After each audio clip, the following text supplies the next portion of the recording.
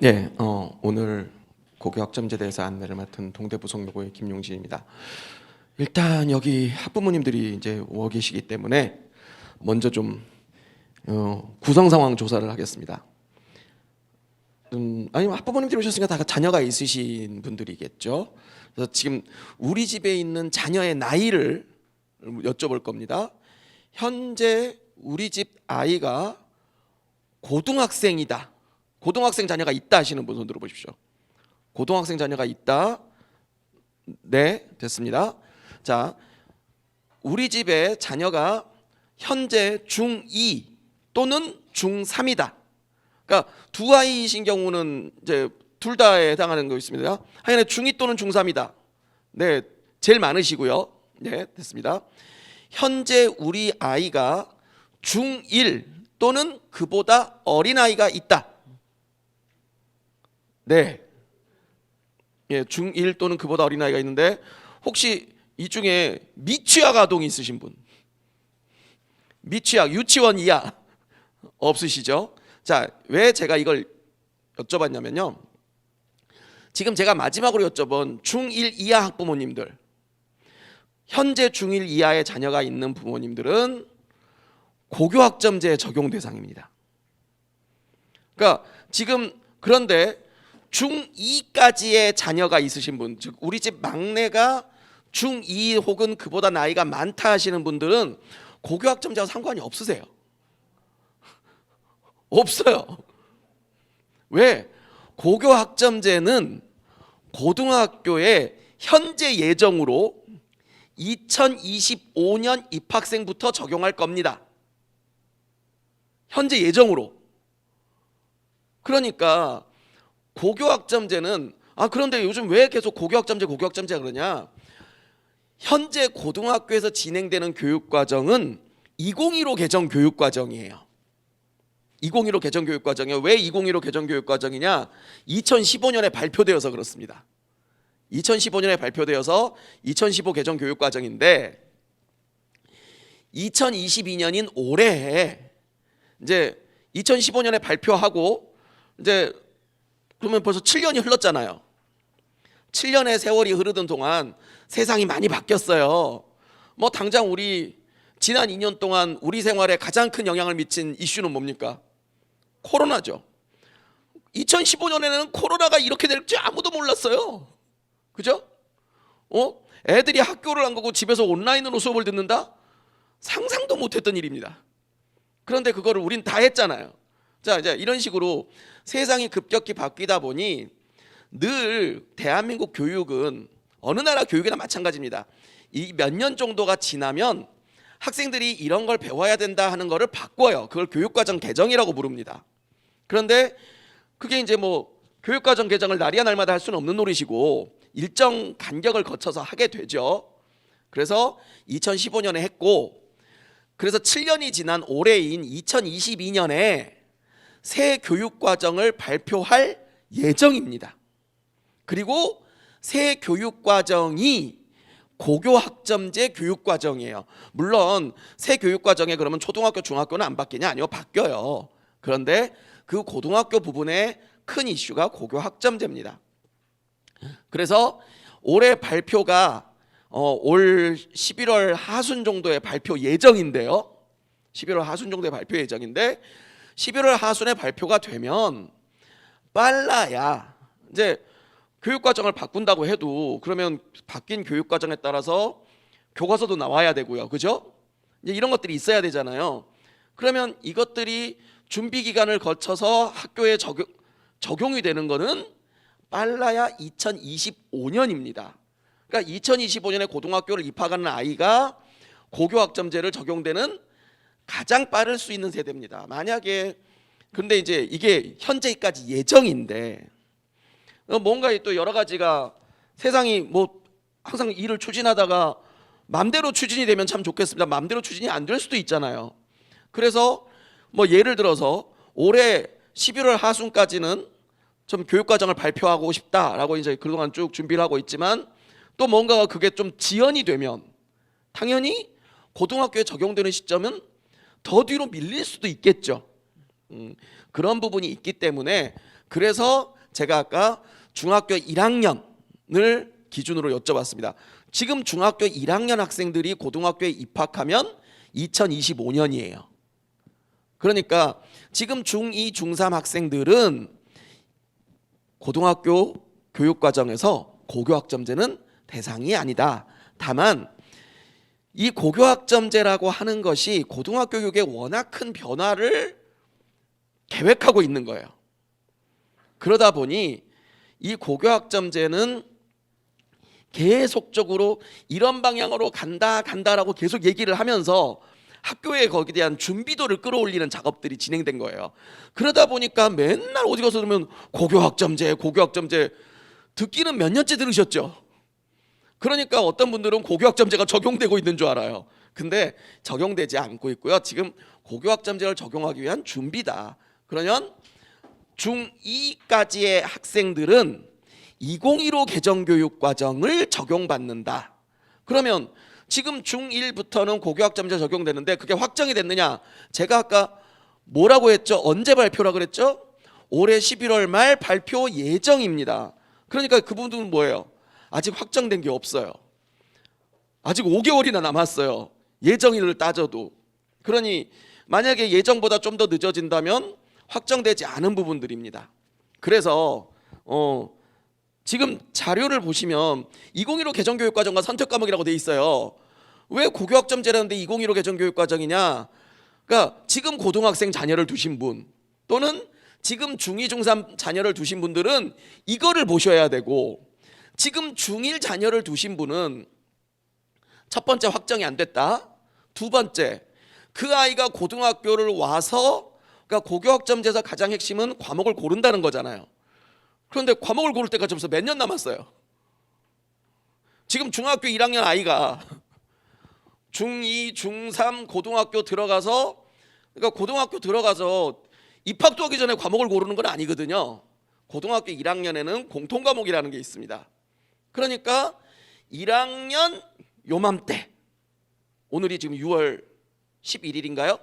예, 이 6월 요때가 지금 각 고등학교들이 과목 선택을 막 안내하고 1차 신청을 받고 하는 때입니다. 그러니까 지금 고등학생 자녀가 고1이나 고2 자녀를 두신 분들은 아마 학교에서 이런 작업이 이미 시작되었거나 아니면 곧 시작될 거예요. 그러니까 이제 우리 애가 뭐 가정통신문 같은 걸 해서, 또는 요즘은 가정통신문이 집에 잘 안 오죠. 애들이 종이 잘 안 전달해요. 그러니까 학교들이 이제 뭐예요? 문자 메시지라든가 또는 스마트폰으로 가정통신문 이렇게 알람 가게 해놓은 앱들을 쓰시죠. 이제 그런 걸 보면은 이제 과목 골라야 되는구나가 올 겁니다. 학교별로 좀 일정의 차이는 있지만. 그래서 제가 2015 개정교육과정으로 안내를 하는 거고, 중1 부모님들은 확정도 안 된 내용이고 3년 후의 내용이기 때문에 미리 그거를 고민하실 이유가 없다. 그러니까 지금 현 체제라면, 그러니까 상상을 해보실 수는 있죠. 우리 애가 지금 비록 중3이지만, 아니 중1이지만 혹은 초6이지만 만약에 지금 고1이라면 어떻게 할 수 있을까 한번 상상을 해보시라는 차원으로 현 교육과정을 중심으로 안내를 드릴 겁니다. 그래서 이게 2015 개정교육과정과 선택과목이라고 제목을 붙인 겁니다. 2015 개정교육과정인데 왜 자꾸 고교학점제란 말이 많이 있느냐? 고교학점제는 과목을 고른다고 했는데요. 지금 보시는 것처럼 2015 개정교육과정도 적성과 진로에 따른 선택학습을 강조합니다. 그러니까 2015 개정교육과정도 과목을 골라요. 다만 2015 개정교육과정은 고교학점제 체제보다는 과목 선택 강도가 좀 약해요. 그리고 학교별로 편차도 좀 심해서 어떤 학교는 과목을 좀 많이 고를 수 있고요. 어떤 과목은 과목을 좀 적게 고릅니다. 이거는 학교별로 차이가 큽니다. 그래서 만약에 지금 중3 자녀를 두신 부모님, 그러니까 우리 애가 중3이다. 그러면은 올 연말에는, 올 하반기 12월경에 그 일반고를 가는 학생들은 이제 일반고 지원을 해야 되잖아요. 그럴 때 어느 고등학교가 어떤 교육과정을 갖고 있느냐를 보실 수도 있겠다. 그래서 우리 애는 이런 거를 원하는데 이 학교는 이런 게 되는구나, 또는 이 학교는 이런 게 안 되는구나. 물론 우리 애가 원하는 게 이 학교도 되고 저 학교도 되고 다 되네? 뭐 그러면 또 다른 요소들을 고민하실 수 있는데, 어떤 경우는 이 학교는 안 되네? 이제 이럴 수도 있거든요. 그래서 그런 것들을 보시고 고등학교를 고르실 수는 있어요. 그래서 그런 부분들이 있다라는 거고요. 자, 그러면 이렇게 보겠습니다. 일단 2015 개정교육과정에 편제라고 해서 그림이 나와 있습니다. 먼저 이쪽에 보시면 창의적 체험활동 부분이 있는데요. 지금 중학생들도 창의적 체험활동을 합니다. 자율활동, 동아리활동, 봉사활동, 진로활동이 진행됩니다. 이거는 고등학교 간다고 달라지는 건 아닙니다. 그냥 중학교하고 고등학교의 차이는 질적 수준을 조금 더 높이자, 잘해보자, 뭐 이런 차원이고요. 저거는 뭐 고르고 말고가 없습니다. 그냥 동아리 정도만 내가 우리 학교 동아리 중에 뭐를 할 거냐 고르는 정도가 전부고요. 나머지는 특별한 건 없습니다. 그런데 그럼 교과 부분이 이제 우리가 선택을 하는데, 교과 중에는 보통 교과와 전문 교과가 있습니다. 먼저 전문 교과가 두 개밖에 안 되니까 먼저 설명을 드릴게요. 전문 교과에는 1과 2가 있는데, 전문 교과 1은 특수 목적 고등학교 학생들을 위한 과목입니다. 그러니까 외고, 과고, 최고, 예고 이런 학교들 있잖아요. 그런 학교들을 위한 과목입니다. 그리고 전문 교과 2는 특성화 고등학교를 위한 과목입니다. 그러면 이 전문 교과 1이나 2 같은 과목들은 그 일반고에서는 못 가르치는 과목이냐? 아닙니다. 가르칠 수 있어요. 다만 이 과목의 성격이 그러하다라고 분리를 한 거고요. 그러면 어느 일반고가 그 전문교과 1이나 2를 개설한다 할 수 있다고 했잖아요. 개설하면 뭘로 오느냐? 바로 여기 있는 진로 선택 과목으로 들어옵니다. 그러니까 일반고에서 전문교과 2를 개설했다, 일반고에서 전문교과 2의 어느 과목을 개설했다, 그러면은 일반교과 고등학교로 오면은 분류가 뭐가 된다? 진로 선택 과목이 됩니다. 그리고 보통 교과는 이제 일반고에서 주로 가르치는 과목인데, 공통 과목이라는 게 있습니다. 이거는 학교 유형에 상관없이 전국의 모든 고등학교가 다 배우는 과목이에요. 그러니까 외고를 가도 과학고를 가도 최고를 가도 저 공통 과목은 배웁니다. 이제 그런 거고요. 그 다음에 선택 과목이 있는데 그 중에 일반 선택과 진로 선택이 있어요. 자, 일반 선택과 진로 선택은 좀 설명이 필요해서 제가 이렇게 나눠놨습니다. 자, 일반 선택 과목은 고등학교 단계에서 교과별 학문의 기본적 이해를 바탕으로 하는 과목이다라고 되어 있습니다. 그러면 학문의 기본적 이해, 고등학교도 학문의 기본적인 내용을 배우잖아요. 그러면 이렇게 생각하시면 돼요. 일반적인 일반계고 학생들은 일반적으로 일반 선택 과목을 듣습니다. 뭔지 아시겠죠? 그러니까 학생들이 주로 배우는 과목은 일반 선택 과목이에요. 일반이니까. 그런데 요즘 어디 가서 이제 대학 행사나 이럴 때 막 진로 선택 과목이란 말을 많이 들어보신 분들이 있을 거예요. 그러니까 고등학교 학부모님들 중에 진로 선택 과목을 많이 하는데, 그러니까 그 얘기를 주로 대학 관계자들이 많이 하거든요. 그러니까 부모님들은 진로 선택 과목을 많이 들으면 좋은가 보다, 그거 중요한가 보다. 그게 아니에요. 진로 선택 과목에 일단 오해를 하시면 안 되는 게, 진로 선택 과목은 저기 보시면 교과 융합 학습, 진로 안내 학습, 교과별 심화 학습, 실생활 체험 학습 등이 가능한 과목이다 이렇게 되어 있거든요. 그런데 먼저 밑에부터 볼게요. 실생활 체험 학습, 저건 뭐냐면요, 우리나라 고등학교에 교과가 여러 개 있잖아요. 국어, 영어, 수학, 사회과학 쫙 있잖아요. 그러면 어떤 학생은 다 공부도 잘하고요, 좋아해요. 그런데 어떤 학생은 특정 교과를 굉장히 못하거나 특정 교과를 굉장히 싫어할 수 있어요. 있을 수 있죠. 그러면 그 학생이 공부를 해야 되는데, 선생님 저는 사회가 정말 싫어요, 사회는 정말 못해요. 그러면 그래도 너 사회 어려운 거 배워야 돼 이러면 되겠어요? 안 좋겠죠. 그래서 그 교과 영역을 실생활과 연결하여 좀 쉽게 공부할 수 있도록 하자, 이런 성격의 과목을 만든 게 실생활 체험학습 과목이에요. 그러면 이 실생활 체험학습형 과목들은 어려울까요? 쉬울까요? 쉬워야겠죠. 쉬운 겁니다. 반면에 자, 교과별 심화학습은 당연히 심화학습이니까 얘는 어려운 거죠. 그죠? 어려운 겁니다. 그러니까 국어의 내용을 좀 심화하자, 수학을 심화하자, 영어를 심화하자 이런 차원이죠. 진로 안내학습은 자, 여기서 진로라는 개념은요, 과목의 성격에서 고등학교를 졸업하고 직업을 구할 학생들을 위한 과목이 있어요. 학생들 중에는 고등학교 졸업하고 바로 직업 구할 수도 있죠. 물론 우리나라는 현실적으로 그런 학생들이 많지는 않아요. 하지만 있긴 있어요. 예전에 제가 지금 있는 동대 부속여고에서 한 2, 3년 전에 졸업한 학생이 고등학교 졸업하기 전에 사장님이 된 친구가 있어요. 사업자 등록을 낸 거예요. 뭐 하냐고 그랬더니 아버님이 화물 운전하시는데 이제 이 친구가 뭐 공부에 별로 관심이 없다고 판단하셨는지 여학생인데 바로 일종 보통 운전면허를 따게 하셔가지고 고3 때 딸 수 있잖아요. 그래가지고 운전면허 합격하니까 연수시켜가지고 실제로 고등학교 졸업식 하기 전에 그 우리 택배 화물 있잖아요. 그게 법적으로는 다 사업자 등록이죠. 그분들이 개인 사업자잖아요. 그걸로 개인 사업자 등록을 냈어요. 실제 개인 사업 해요. 그러면 그 친구는 고등학교를 졸업하고 바로 직업을 구한 친구가 되는 거죠. 그러면 그런 친구들을 위한 과목이 이 진로 안내학습형 진로 선택 과목이에요. 그런데 우리나라에서 학부모님들은 나는 우리 애가 공부를 잘해도 대학 안 가고 취업했으면 좋겠어요 하시는 분들이 많을까요? 적을까요? 많지 않아요. 현실적으로. 그러니까 대체로 이렇게 고등학교를 졸업하고 바로 취업을 하는 친구들은 다수가 학교 내에서 성적 수준이 낮은 친구들입니다.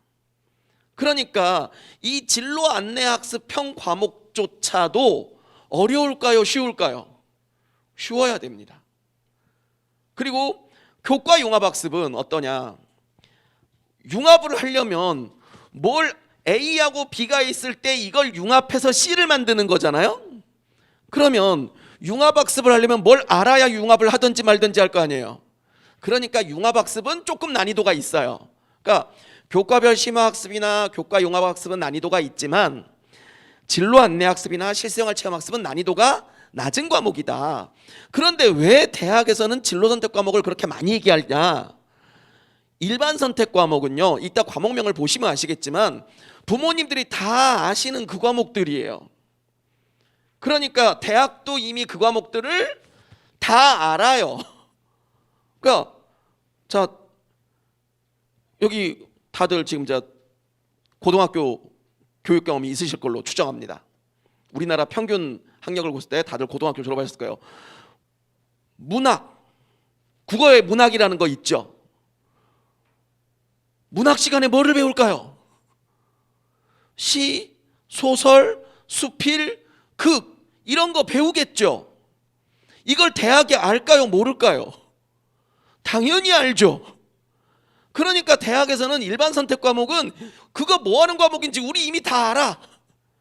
그러니까 그거 당연히 아는 건데 왜 물어봐. 근데 이 진로 선택 과목들은 새롭게 생긴 과목들이 많아요. 과거에는 없다가. 그러니까 대학 입장에서는 저 과목은 뭘 하냐? 저거는 무슨 과목이더냐? 저기서 수업은 어떻게 한다냐? 이런 것들이 궁금하죠. 그러니까 대학에서는 자꾸 진로 선택 과목을 얘기했던 거예요. 왜? 일반 선택 과목이 안 중요해서가 아니라 이미 일반 선택 과목은 자기네가 다 알기 때문에 자기네는 더 이상 여기에 대해서는 추가적으로 궁금한 게 없었던 거예요. 그래서 진로 선택 과목에 자꾸 관심을 갖는데 그걸 맥락을 안 보고 보면 대학이 진로 선택 과목에 무척 관심이 많아 보인다. 그래 보이죠. 그러니까 진로 선택 과목이 중요한가 보다 하는데 진로 선택이 중요한 게 아니라 일반 선택 과목이 훨씬 중요한 겁니다. 자, 그래서 이것까지 보시고 그 다음에 요건 뭐냐면요. 여기 교과 영역, 교과군. 교과라고 하는 거는 국어, 수학, 영어, 사회과학 뭐 대충 아시겠죠? 뭐 거기에 보면은 공통 과목이라는 게 있습니다. 아까 이제 과목에 공통 과목이라는 게 있었잖아요. 공통 과목이 국어, 수학, 영어고요. 거기에 괄호치고 숫자가 써져 있어요. 저게 단위라는 겁니다. 고등학생 자녀를 두신 분들은 단위수가 크다, 단위수가 작다 이런 말들이 익숙하세요. 그런데 이제 중학교 부모님들은 단위가 뭐야 하실 수 있어요. 단위의 법적 정의를 떠나서 그냥 우리 일상인들의 표현을 하면요, 일주일에 1시간 수업을 들으면 1단위예요. 그러면 우리 아이가 학교에 갔더니 1학년인데 국어를 4시간 배우더라. 시간표 국어가 4시간 있어요. 그러면 몇 단인 거예요? 4단위예요. 그런데 보니까 1학기에도 국어를 4시간 배우고 2학기에도 국어를 4시간 배워요. 그러면 뭐예요? 4단위에서 국어를 8단위를 공부하는 겁니다. 그게 이제 이 숫자 옆에 있는 거예요. 그러니까 국어는 8단위가 기본이다. 그러면 국어를 기본적으로 배우면 4시간 이렇게 배우겠구나 라는 건데, 실은 그걸 설명드리는 게 아니라 어차피 그 공통과목은 학교가 알아서 하니까 옆에 있는 숫자를 보셔야 돼요. 필수 이수라고 하는 게 있어요. 저건 뭐냐면, 국가에서 학생들은 진로에 따른 과목 선택을 하더라도 그래도 이게 성인으로 살아가려면 어느 정도 최소한 이만큼은 배워야 돼라고 지정해 놓은 숫자가 있다는 겁니다. 그게 필수 이수 단위예요. 솔직히 국영수 같은 경우는 필수 이수 단위를 전혀 신경 안 써도 돼요. 왜? 다 이미 그거 이상 배우고 있으니까. 그런데 이제 학생들 중에 저기 보시면 사회나 과학 같은 경우, 자, 통합사회가 괄호 8이죠. 그런데 필수가 얼마예요? 10. 그러니까 통합사회를 배워도 필수가 차요, 안 차요? 안 찼어요. 그러니까 뭐 해야 된다? 1학년 때 통합사회를 배웠어도 2학년이나 3학년 때 사회를 하나 이상 반드시 배워야 된다. 그거예요. 그러면 학생들 입장에서는 너 과목 골라. 그러면 선생님 저는 사회가 싫어요. 저는 과학이 싫어요. 그래서 저는 과학 하나도 안 고를래요. 이럴 수 있어도 아니 안 돼. 너 사회 한 개는 꼭 배워야 되고 과학 한 개는 꼭 배워야 돼 하는 게 있어요. 그러다 보니까 어떤 학교들은 그거를 이제 아예 편성할 때부터 여기서 분명히 하나 골라야 돼 라고 이렇게 제한을 거는 행위가 있을 수 있어요. 그러니까 왜 그러냐? 저것 때문에 그런다. 그런가 하면은 어떤 학생들은 여기 체육 예술도 있고 저기 보니까 기술과정 제2국어 한문 교양에서 16이라고 써져 있어요. 근데 전 이거 안 배우고 싶은데요. 아니 저거 16은 꼭 채워야 돼. 그러니까 너 배우기 싫어도 이거 한번 배워야 돼 하는 게 있을 수 있다. 그러니까 우리가 학생들이 과목을 고르지만 과목을 완전히 내 맘대로 고르는 게 아니라 어느 일정한 룰 안에서 선택하는 거다라는 거예요. 그러니까 그리고 고교학점제가 되면 요 숫자가 약간 달라져요. 요 숫자가 약간 달라질 예정이에요. 하지만 저 숫자의 개념은 여전히 존재한다. 그러니까 고등학교 가서 과목을 고르더라도, 그러니까 물론 내 맘대로 고를 수 있는 부분도 있지만 내 맘대로 고르지 못하는 부분도 일정 부분 있다라고 이해하시면 됩니다. 자, 이제 그러면 과목을 좀 보겠습니다. 뭐 과목을 알아야 고를 거 아니에요? 이제 제가 국어, 영어, 수학, 한국사를 갖다 놨어요. 국어부터 볼게요. 국어에는 일반 선택의 화법과 작문, 독서, 언어와 매체, 문학이 있고요. 진로 선택의 실용국어, 심화국어, 고전 읽기가 있습니다. 그러면 국어의 일반 선택 볼게요. 먼저 화작, 독서, 언어와 매체, 문학이 있는데, 자, 지금 갖고 계시는 자료를 저 뒤에 넘겨보시면요, 쭉 가면은 뭐가 있냐면 2022학년도 수능 영역별 시험 범위라고 하는 게 보이십니까? 저런 장이 있어요. 제가 이제 인쇄물에 다 넣어드렸습니다. 미리 여길 좀 보실게요. 뭐냐면 수능을 보는데 우리 학생들이 대학을 가려면 수능 시험을 봐야 되잖아요. 우리나라처럼 전 세계적으로 이렇게 지필고사에 목매는 나라가 없어요. 뭐 그게 좋은 건지 나쁜 건지는 떠나서 전 세계적으로 수능 시험 본다 그러면요, 우리는 어떻습니까? 아, 무슨 국가 비상사태 같죠? 막 뭐 공무원들 출퇴근 시간도 늦추고 뭐 그날 저기 수능 시험장 나오면은 비행기도 안 떠요. 듣기 평가할 때는. 그죠? 뭐 그렇게 하는데 그 중요한 수능 시험에 공통과 선택이라고 하는 게 있어요. 공통과 선택이라는 게 있어요. 그러니까 무슨 얘기냐면, 자, 어떤 친구가 수능 시험을 보고 싶어요. 그러면 수능 시험에 국어, 수학, 영어, 한국사, 탐구가 있는데 이 중에 내가 국어를 응시한다. 그 응시 안 할 수도 있습니다. 전국적으로 국어를 응시하지 않는 학생이요, 수험생의 0.01% 정도 있어요. 그러니까 거의 다 응시한다는 얘기죠. 그런데 어쨌든 응시한다 그러면 그때 공통 과목인 독서와 문학은 반드시 시험을 봐야 되고, 선택 과목은 화법과 작문, 언어와 매체 중에 하나를 골라서 시험을 본다, 이런 뜻입니다.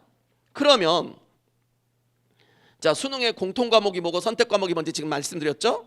이제 다시 우리 원래 자리로 돌아갈게요. 자, 그러면 독서하고 문학은 수능 공통 과목입니다. 공통 과목입니다. 그 저표를 보시면, 그러면 대한민국에서 수능에서를 안 보는 학생이 몇이나 있을까요? 거의 없겠죠. 그 중에 국어를 안 보는 학생은 얼마? 0.01%. 그러니까 독서나 문학은 아마 고등학생이라면 거의 다 배워야 할 것이다.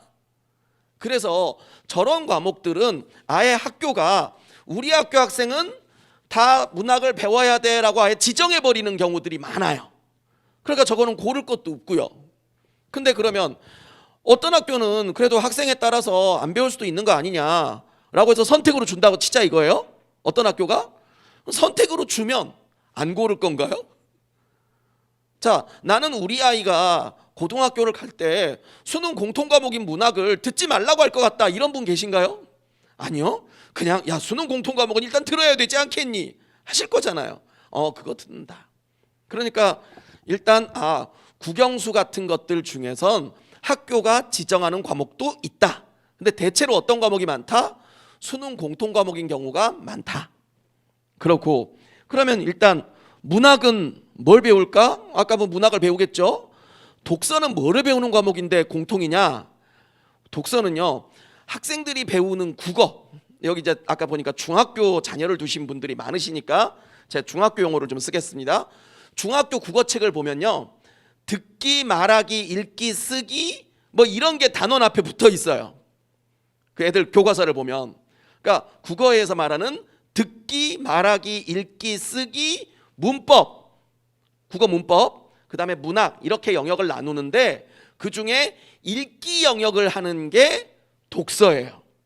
그러니까 저 독서에서는 어떤 문학적인 종류도 읽고 문학 외적인 어떤 다양한 종류의 글들도 읽습니다. 그런 거를 배우는 게 독서다. 그래서 그건 본다. 그러면 화법과 작문은 뭐냐? 화법은 말하기 듣기예요. 듣기하고 말하기하고 작문 쓰기를 좀 심화해서 배우는 과목이다 라고 보시면 돼요. 듣기, 말하기, 쓰기를 배우는 게 화법과 작문. 그러면 언어와 매체가 뭐냐?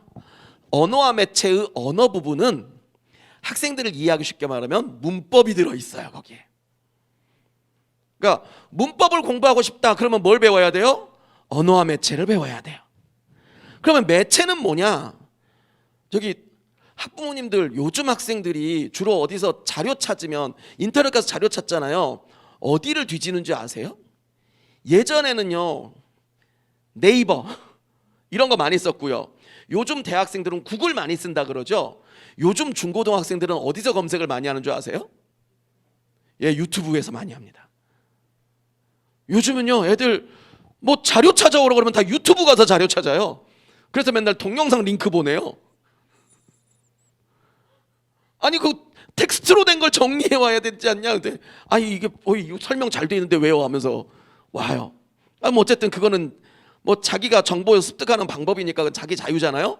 그만큼 영상 매체 세대입니다. 그리고 요즘 학생들 SNS 얼마나 많이 합니까? 특히 여학생들은 수시로 뭐 하면 음식을 하나 먹을 때도 사진을 찍어서 올리고, 옷을 하나 사도 올리고, 뭐 자기 집 강아지가 귀엽다고 사진 찍어서 올리고 막 그러죠. 그런 것도 다 매체 활동이잖아요. 그러면 이렇게 매체가 많은 시대를 살고 있는 우리 학생들이 매체를 어떻게 받아들여야 되느냐, 또는 매체에서의 수용, 또는 매체의 창작. 그러니까 자기가 SNS에 자기 사진 올리는 것도 매체의 창작이에요. 그러니까 물론 요즘은 중고등학생들 중에서 자기 개인 유튜브 방송하는 학생들이 있죠. 이것도 매체의 창작이에요. 꼭 뭐 대단한 게 아니어도 됩니다. 어쨌든 이런 매체를 어떻게 수용하고 창작할 것이냐에 관한 거를 배우는 게 언어와 매체의 매체 파트예요. 그러면 학생들 중에 수능만 생각하면 화법과 작문과 언어와 매체 중에 하나만 공부하면 되죠. 그런데 모든 학생이 그렇게 하나만 공부하면 되냐? 그건 아니에요. 어떤 학생은 저거를 둘 다 공부해야 될 필요가 있는 학생도 있겠죠. 그래서 그런 것들은 학생 자신의 어떤 상황에 따라서 고르면 된다. 근데 요즘 학생들 중에 그런 거를 게을리한 학생이 있어요. 어떤 게 아냐면요, 저희는 이제 학교 선생이니까 대학교들이 학교 선생님들을 대상으로 모의로 서류 평가하는 연수를 할 때가 있어요. 그러니까 실제로 자기네 대학에 원서를 냈던 학생들의 그 전년도 결과 서류죠. 그 서류에서 이제 개인 정보를 다 지워요. 연수용으로 만들어야 되니까 다 지워가지고 이렇게 책자로 만들어 와요. 그러면 거기에 A 학생, B 학생, C 학생 이렇게 돼 있어요.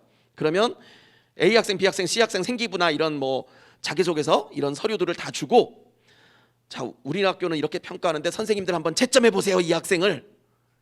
그러니까 선생님들한테도 이제 자기가 입학사정관이라고 생각하고 점수를 부여해 보라고 하는 거예요. 그러면 이제 그렇게 점수를 저희가 막 부여하면은 이제 거기서 이제 남자, 그럼 선생님은 몇 점 주셨냐, 왜 그렇게 점수를 주셨냐, 뭐 이런 얘기를 하고, 그 다음에 이제 실제 그 학생들이 지원을 했던 학생이잖아요.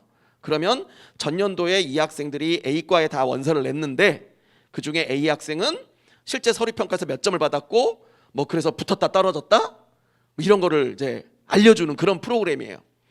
그래서 당연히 대학에 이제 그런 걸 잘 보내려면 그런 행사에 가야 되잖아요. 그래서 교육을 받아야 될 거 아니에요. 대학이 이런 식으로 보는구나. 저도 이제 선생이니까 당연히 가죠.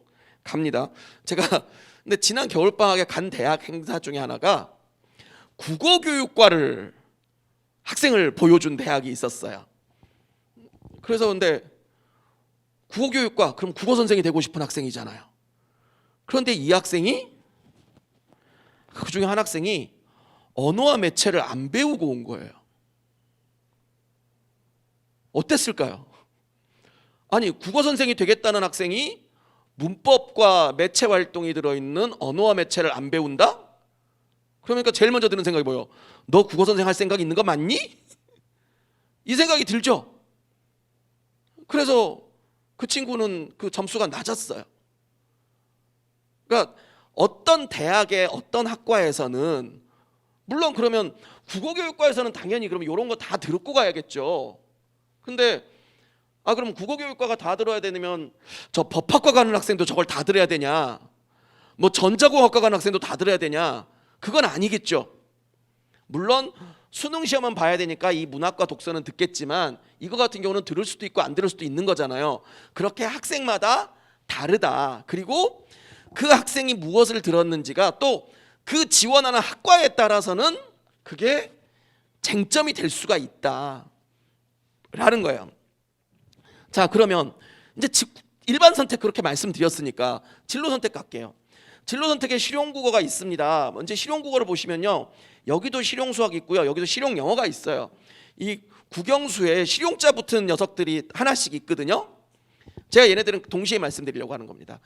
이 실용국어, 수학, 영어는 아까 제가 진로 선택의 유형 중에 그 드린 유형 중에 뭐에 해당하냐면 고등학교를 졸업하고 직업을 구할 학생들을 위한 국어, 수학, 영어입니다.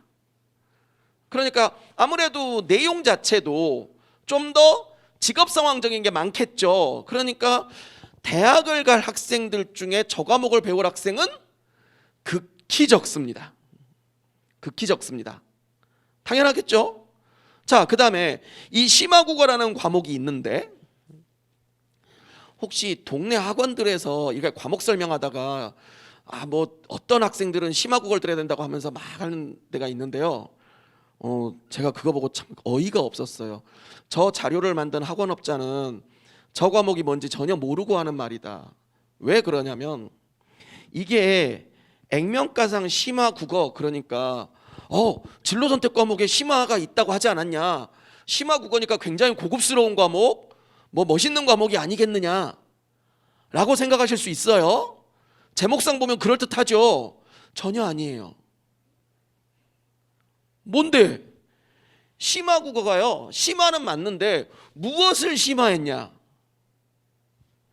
1학년 국어를 심화한 거예요. 1학년에 국어가 있잖아요. 저 1학년 국어를 심화한 거예요. 아니 그러면 1학년 때 국어를 배우면 일반 선택인 얘네들은 주로 2, 3학년 때 배울 거 아니에요. 그러면 쟤네들은 뭔데? 쟤네들은 이 국어에 있는, 제가 아까 말씀드렸죠, 듣기, 말하기, 읽기, 쓰기 영역이 있다. 그래서 그 영역들을 한두 개씩 뽑아가지고 그거를 심화한 게 일반 선택 과목이고, 이 심화국어는 실용국어가 고등학교를 졸업하고 직업 구할 학생들이라고 했잖아요. 그냥 대학 갈 애들 위해서 국어를 두루두루 심화한 거. 그러니까 수준은 어때요? 얘네랑 똑같아요. 왜? 1학년 거 심하니까. 근데 얘네들은 영역별로 쪼개놓은 거고, 얘는 다 몰아때려 놓은 거고, 다 몰아때렸으니까 어차피 교과서는 똑같은 한 권인데 온갖 걸 다 때려박아 놨으니 깊이가 많이 나오기가 어려워요, 쉬워요? 어렵죠. 그러니까 저거는 그냥 보통 수준이에요, 학생들 기준으로 보면. 왜? 그러니까 이렇게 보시면 되죠. 유치원의 심화, 그러면 뭐예요? 초등학교죠. 초등학교는 수준이 높아요, 낮아요? 안 높잖아요. 그러니까 심화국어는 국어를 심화한 거다. 그러니까 그냥 평범한 수준의 과목이다. 그러니까 심화국어가 대단한 과목이 아니라는 겁니다. 그러니까 심화국어가 과목상으로 보면 아주 대단해 보일 수 있지만 실은 대단한 과목이 아니다. 평범한 과목이다 라는 거고요. 그 다음에 고전 읽기가 있습니다. 이 고전 읽기의 고전, 그러니까 이제 아는 학부모님들이 국어인데 고전을 읽는다는 거지, 그러면 뭐가 딱 떠오르세요? 춘향전. 부모님들의 좀 그 옛 기억을 되살려 볼까요? 관동별곡. 기억나시죠? 그런 걸 배우나 보다. 아닙니다. 이 고전은요, 인류의 고전, 클래식을 말합니다. 그러니까 물론 춘향전이나 관동별곡 같은 거는 정말 인류의 고전에 들어간다고 볼 수 있죠. 그런데 우리가 말하는 그런 고전 문학을 배우는 게 아니라 인류의 고전에 해당하는 글들을 읽고 요약하고 정리하고 발표하고 이러라는 과목입니다. 그 대신 인류의 고전에 해당하는 그런 정말 수준 있는 글들을 읽어야 되니까 얘가 좀 어렵죠. 어렵습니다. 그러니까 심화국어하고 고전 읽기 중에는 뭐가 더 어렵겠다? 고전 읽기가 훨씬 어려운 겁니다. 그래서 이제 국어과는 이렇게 말씀을 드렸습니다. 그러면 아이별로 들어야 될 국어, 수학, 영어가 다 달라요. 그런데 중요한 거, 그러면 선생님 우리 애는 국문과를 가고 싶어하는 애예요, 뭐 이럴 수 있잖아요. 그러면 저 국어 7과목을 다 배워야 되나요? 그렇게 못 배워요. 그렇게 못 배워요. 실제 학생이 고등학교 3년 동안 배울 수 있는 국어 과목은요, 1학년 공통국어 빼고, 1학년 공통국어는 빼고 2학년 3학년 동안에 배울 수 있는 과목은 많아야 한 5과목? 많아야 5과목. 왜냐하면 국어만 배우는 게 아니잖아요. 수학도 배우고 사회도 배우고 영어도 배우고 해야 되잖아요. 그러니까 많아야 5개 정도 배운다. 적으면 한 3개 배운다. 학생에 따라서는. 그러면 어느 과목을 배워야 될까요? 저기 수능 공통 과목 저건 배워야 되겠죠? 그러니까 아까 제가 그랬죠. 일반적인 일반계고 학생들은 일반적으로 일반 선택을 듣는다. 그래서 이쪽 걸 많이 배우게 되는 거예요. 다만 이제 이따 말씀드리겠지만 요 일반 선택과요 진로 선택이 성적 방법이 달라요. 성적 내는 방법이 달라요. 또 말씀드릴 거예요. 그거에 따라서 학생들의 좀 선택이 달라지기도 한다라는 겁니다. 자, 그다음에 이제 수학으로 갈게요. 솔직히 제가 국어에서 설명을 많은 시간을 소비했지만 실은 국어는 별로 쟁점이 없어요. 왜? 들어보니까 그럼 뭐 우리 아이의 진로상 무슨 과목을 들어야 될지가 별로 고민이 안 된다. 이런 분이 많을 거예요. 근데 수학은 좀 다릅니다. 수학은 아주 민감합니다. 그래서 제가 이렇게 가져온 겁니다. 수학은 근데 제가 지금 이렇게 설명할 때 한 과목을 설명 안 할 거예요. 뭐냐면 여기 있는 기본 수학이라는 과목은 설명 안 할 겁니다. 여기 지금 기본 수학이 있잖아요. 여기 기본 수학이 있고 여기 기본 영어라는 과목이 있어요. 이 두 과목은 뭐 하는 과목이냐면요. 학생들 중에 정말 도저히 성적이 안 되는 애들이 있어요. 있겠죠. 비록 내 아들 딸은 아니길 바라지만 있어요. 학교에 가면. 그런 아이들이 이 어려운 과목들을 배우기가 힘드니까 공통과목 수학과 공통과목 영어의 70% 분량만, 그러니까 한 3분의 1 정도를 드러내고 3분의 2 정도만 배우라고 만든 과목이에요. 그러니까 저것도 들을 학생이 많지 않아요. 많지 않아요. 그러잖아요. 그래서 쟤도 설명 안 합니다. 설명 안 합니다. 자, 그래서 이제 수학을 쭉 볼 건데 수학 1, 수학 2, 미적분, 확률과 통계, 기하 쭉 나가는데 이 중에 수학 1과 수학 2가 수능 공통 과목입니다. 그러니까 수능에서 수학을 보면 당연히 수학 1, 2를 봐야 돼요. 근데 수능 수학을 안 보는 학생들은 아까 국어보단 좀 많아요. 왜냐하면 예체능 계열로 진학하는 학생들이 있잖아요. 이 친구들 같은 경우에는 수능에서 수학을 안 보는 경우도 꽤 있어요. 왜냐하면 대학에서도 내신 성적 수학도 안 보고요. 수능 수학도 요구하지 않는 경우들이 많아요. 물론 요구하는 대학도 있는데 요구하지 않는 대학도 많아요. 그러다 보니까 이제 학생들에 따라서는 아예 수학을 하지 않는 경우도 있습니다. 그런데 그렇다 하더라도 뭐는 해야 된다? 필수는 채워야 되죠. 그러다 보니 역시 수학 1과 수학 2는 대부분의 학교에서 학교 지정으로 운영합니다.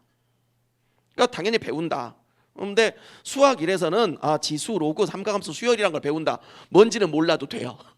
근데 실은 고등학교 다니셨으면 그래 저런 걸 용어는 배운 적이 있어. 뭔지 지금 문제 풀려면 못 풀겠지만 그런 기억은 나시죠? 용어는. 자, 함수의 극한과 연속, 미분적분이라는 게 수학 2에 들어있어요. 미분적분.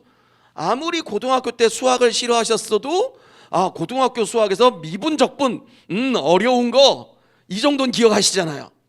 역시 수학에서 미분적분은 제일 어려운 영역에 속합니다.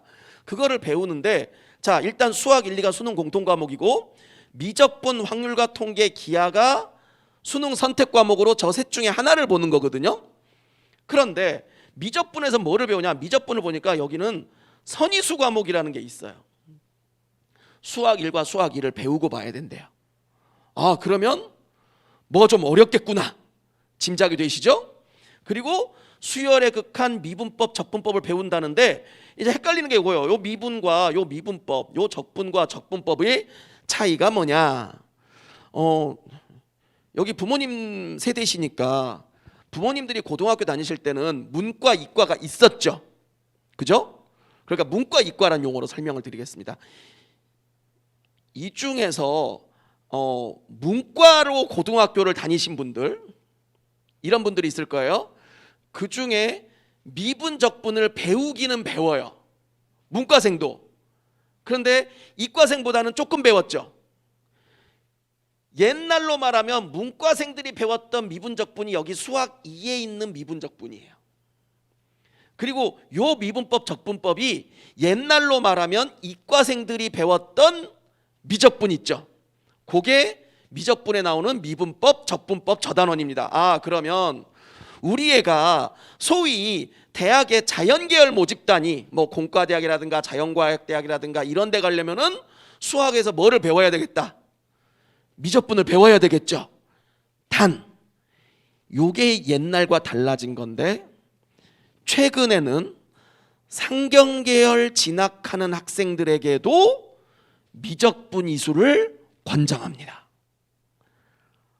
이건 대학에서 상경계열을 다녀보신 분들 혹은 뭐 일가친척 중에 꼭 나는 상경계열을 안 나왔어도 주변에 이제 있는 분들이 있으시면 어느 대학이나 상경계열에 가면요 수학적인 요소가 굉장히 많이 나와요. 대학교 수업에서도 아예 수학 과목이 거의 필수처럼 매 학기 있어요.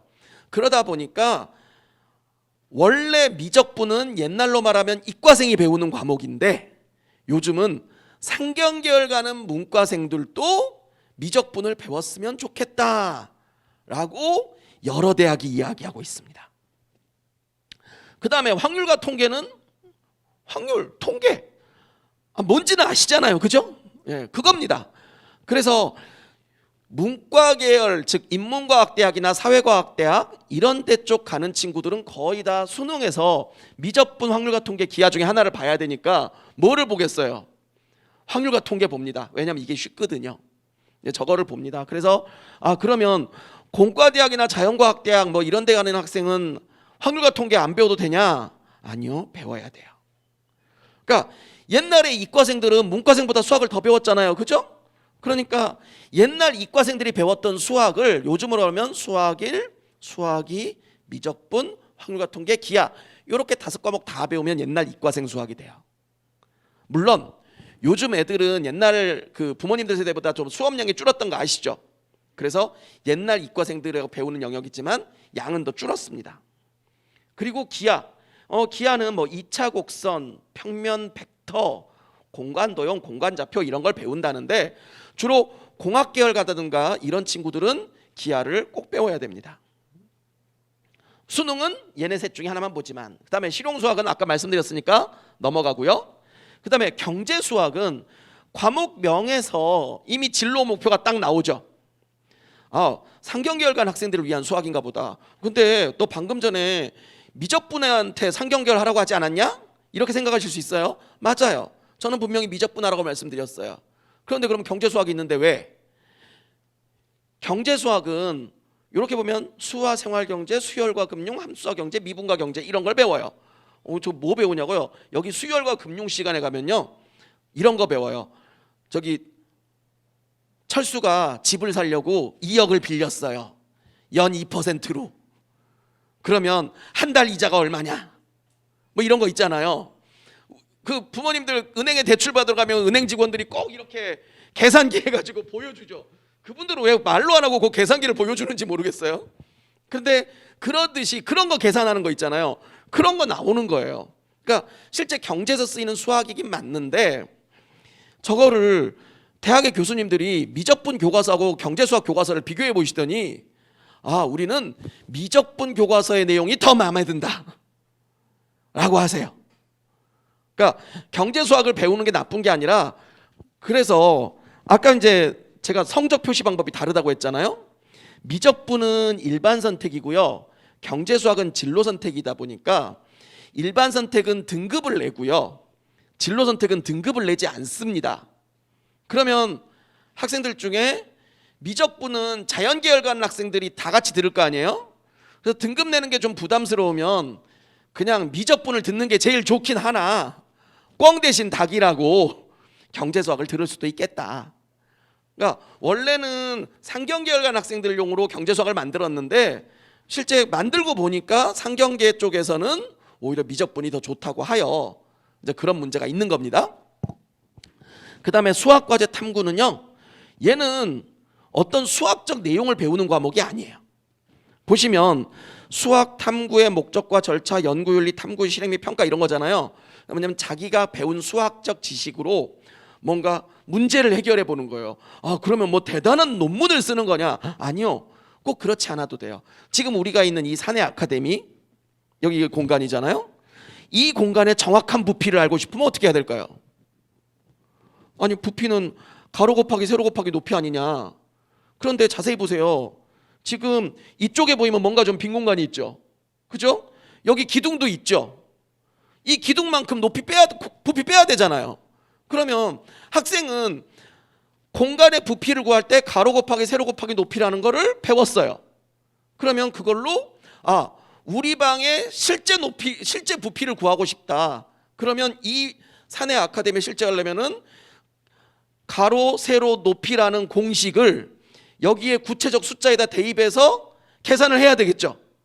그러면 일단 전체 사각형 구한 다음에 저런 기둥이 차지하는 부피라든가 벽에 볼록 튀어나온 부분의 부피라든가 이런 걸 빼야 되잖아요. 실제 그런 거를 해보는 것이 이 탐구예요. 물론 제가 이제 일부러 예를 들기 위해서 아주 쉬운 수학을 갖고 온 거죠. 가로 세로 곱하기 높이라는. 그러면 고등학교에서 배운 수학, 자기가 그때까지 배운 수학, 그래서 이걸로 이런 걸 해볼 수 있지 않을까? 그러면 근데 하다 보니까 거기에 뭔가 좀 추가적인 지식이 필요할 수 있죠. 그러면 그거를 좀 더 공부하고 그걸로 뭔가 구체적인 결과물을 만들어 보자. 뭐 이런 거예요. 그러니까 이를테면 진짜 우리 학교 학생들의 평균 신장을 구해보고 싶다. 할 수 있죠? 그럼 뭐 하면 돼요? 전교생을 다 키를 재면 되죠. 그래서 우리 학교의 평균 신장은 얼마다? 뭐 이렇게 할 수 있겠죠? 그러니까 아주 단순 무식한 것부터 아니면 아주 수학적으로 고급스러운 것까지 다양한 게 나올 수 있습니다. 근데 어쨌든 그런 걸 하는 과목이다. 그러면 선생님 대학에서 뭔가 좋은 평가를 받으려면 그때 아주 어마무시한 걸 하면 좋지 않겠습니까? 그런데요, 대학 교수가 바보예요? 아주 어마무시한 걸 해오면요, 대학 교수님들이 그렇게 보겠죠. 네가? 이걸 안다고? 어떻게 알아? 알 리가 없는데. 왜? 너 고등학생인데. 그러니까 수학적인 내용 중에는 정말 대학원 박사가 받고 막 진짜 연구자들이 하시는 그런 주제도 있겠죠. 그런데 그런 주제를 논문으로 써갔다고 하면은 어느 대학 교수님이 고등학생이 했다고 읽을 거예요. 말도 안 되는 소리 하지 말라 그러지. 그러니까 오히려 거기서 너무 어마무시한 주제를 들고 가면요, 대학교에서 집중 검증 대상이 돼버려요. 뭐 하겠어요? 얘가 이걸 진짜였으면 대단한 애고 얘가 이거를 가짜로 했으면 이 새끼는 아주 나쁜 놈이다. 왜? 생활기록부에 사기친 놈이니까. 그러니까 뭐예요? 면접 대상자가 됐다. 그러니까 아니면 이거 말도 안 되는 소리야 빼 이럴 수도 있지만 그래도 혹시 모르니까 면접해봐. 면접 대상자 되잖아요. 그러면 걔 질문해야 되잖아요. 뭐? 야, 너 고등학교 생활기록 보니까 이런 거 했다고 돼 있다? 그거 한번 설명해봐. 설명 못하면 아웃이죠. 그러니까 설명 못할 것 같은 거는 하면 돼요, 안 돼요? 안 돼요. 그러니까 저런 거는 그런 거를 체험해 보라는 과목이지 거기다가 아까 너무 어려운 걸로 접근하면 오히려 학생한테 손해가 될 수 있다. 그러니까 학생들 수준에 맞는 거를 해와야 된다라는 거예요.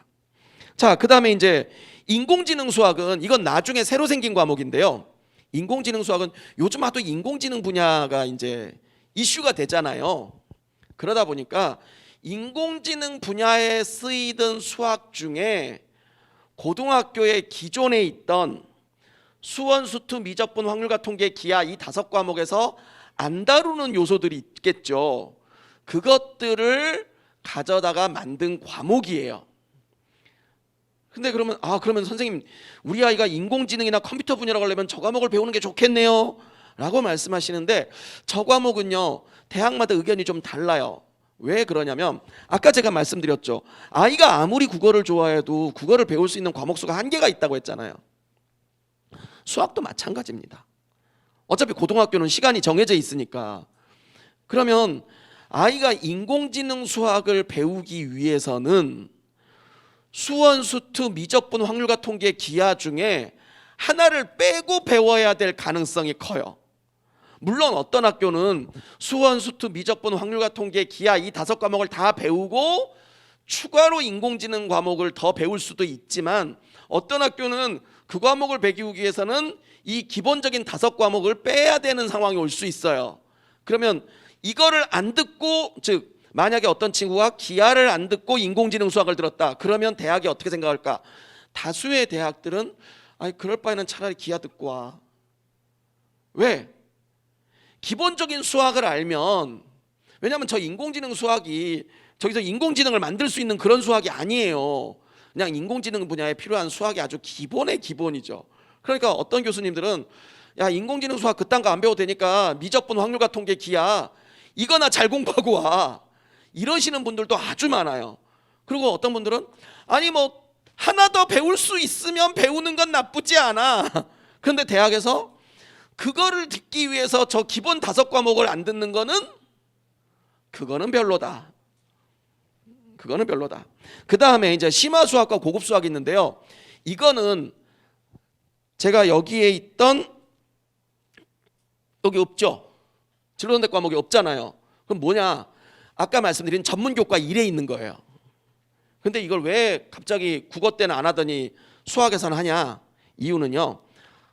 이제 수학은 하도 이제 그 위계가 강력하고 수학에서 뭘 배우냐가 쟁점이 되다 보니까 자꾸 수학에서 있어 보이게 만들고 싶은 욕구들을 가진 학생이나 학교들이 많아요. 그래서 전문교과를 배우는데, 전문교과를 배워도 제가 이건 주의하시라고 일부러 가져온 거예요. 뭐냐면 심화 수학 1, 2는 과학고 학생들이 배우는 과목은 맞거든요. 근데 일반고 학생은 배우면 안 돼요. 왜 안 되냐 설명을 해드릴게요. 과학고 학생들도 이 공통과목 수학을 배웁니다. 그 다음에 일반고에서 배울 수학 1, 수학 2, 미적분, 확률과 통계, 기하를 다 배워야 될 만한 과목이죠. 그런데 저거를 5과목으로 배우면 과학고는 좀 더 이게 빨리 앞으로 미리 좀 속진해서 나가야 되잖아요. 그런데 5과목을 다 배우려면 시간이 모자라잖아요.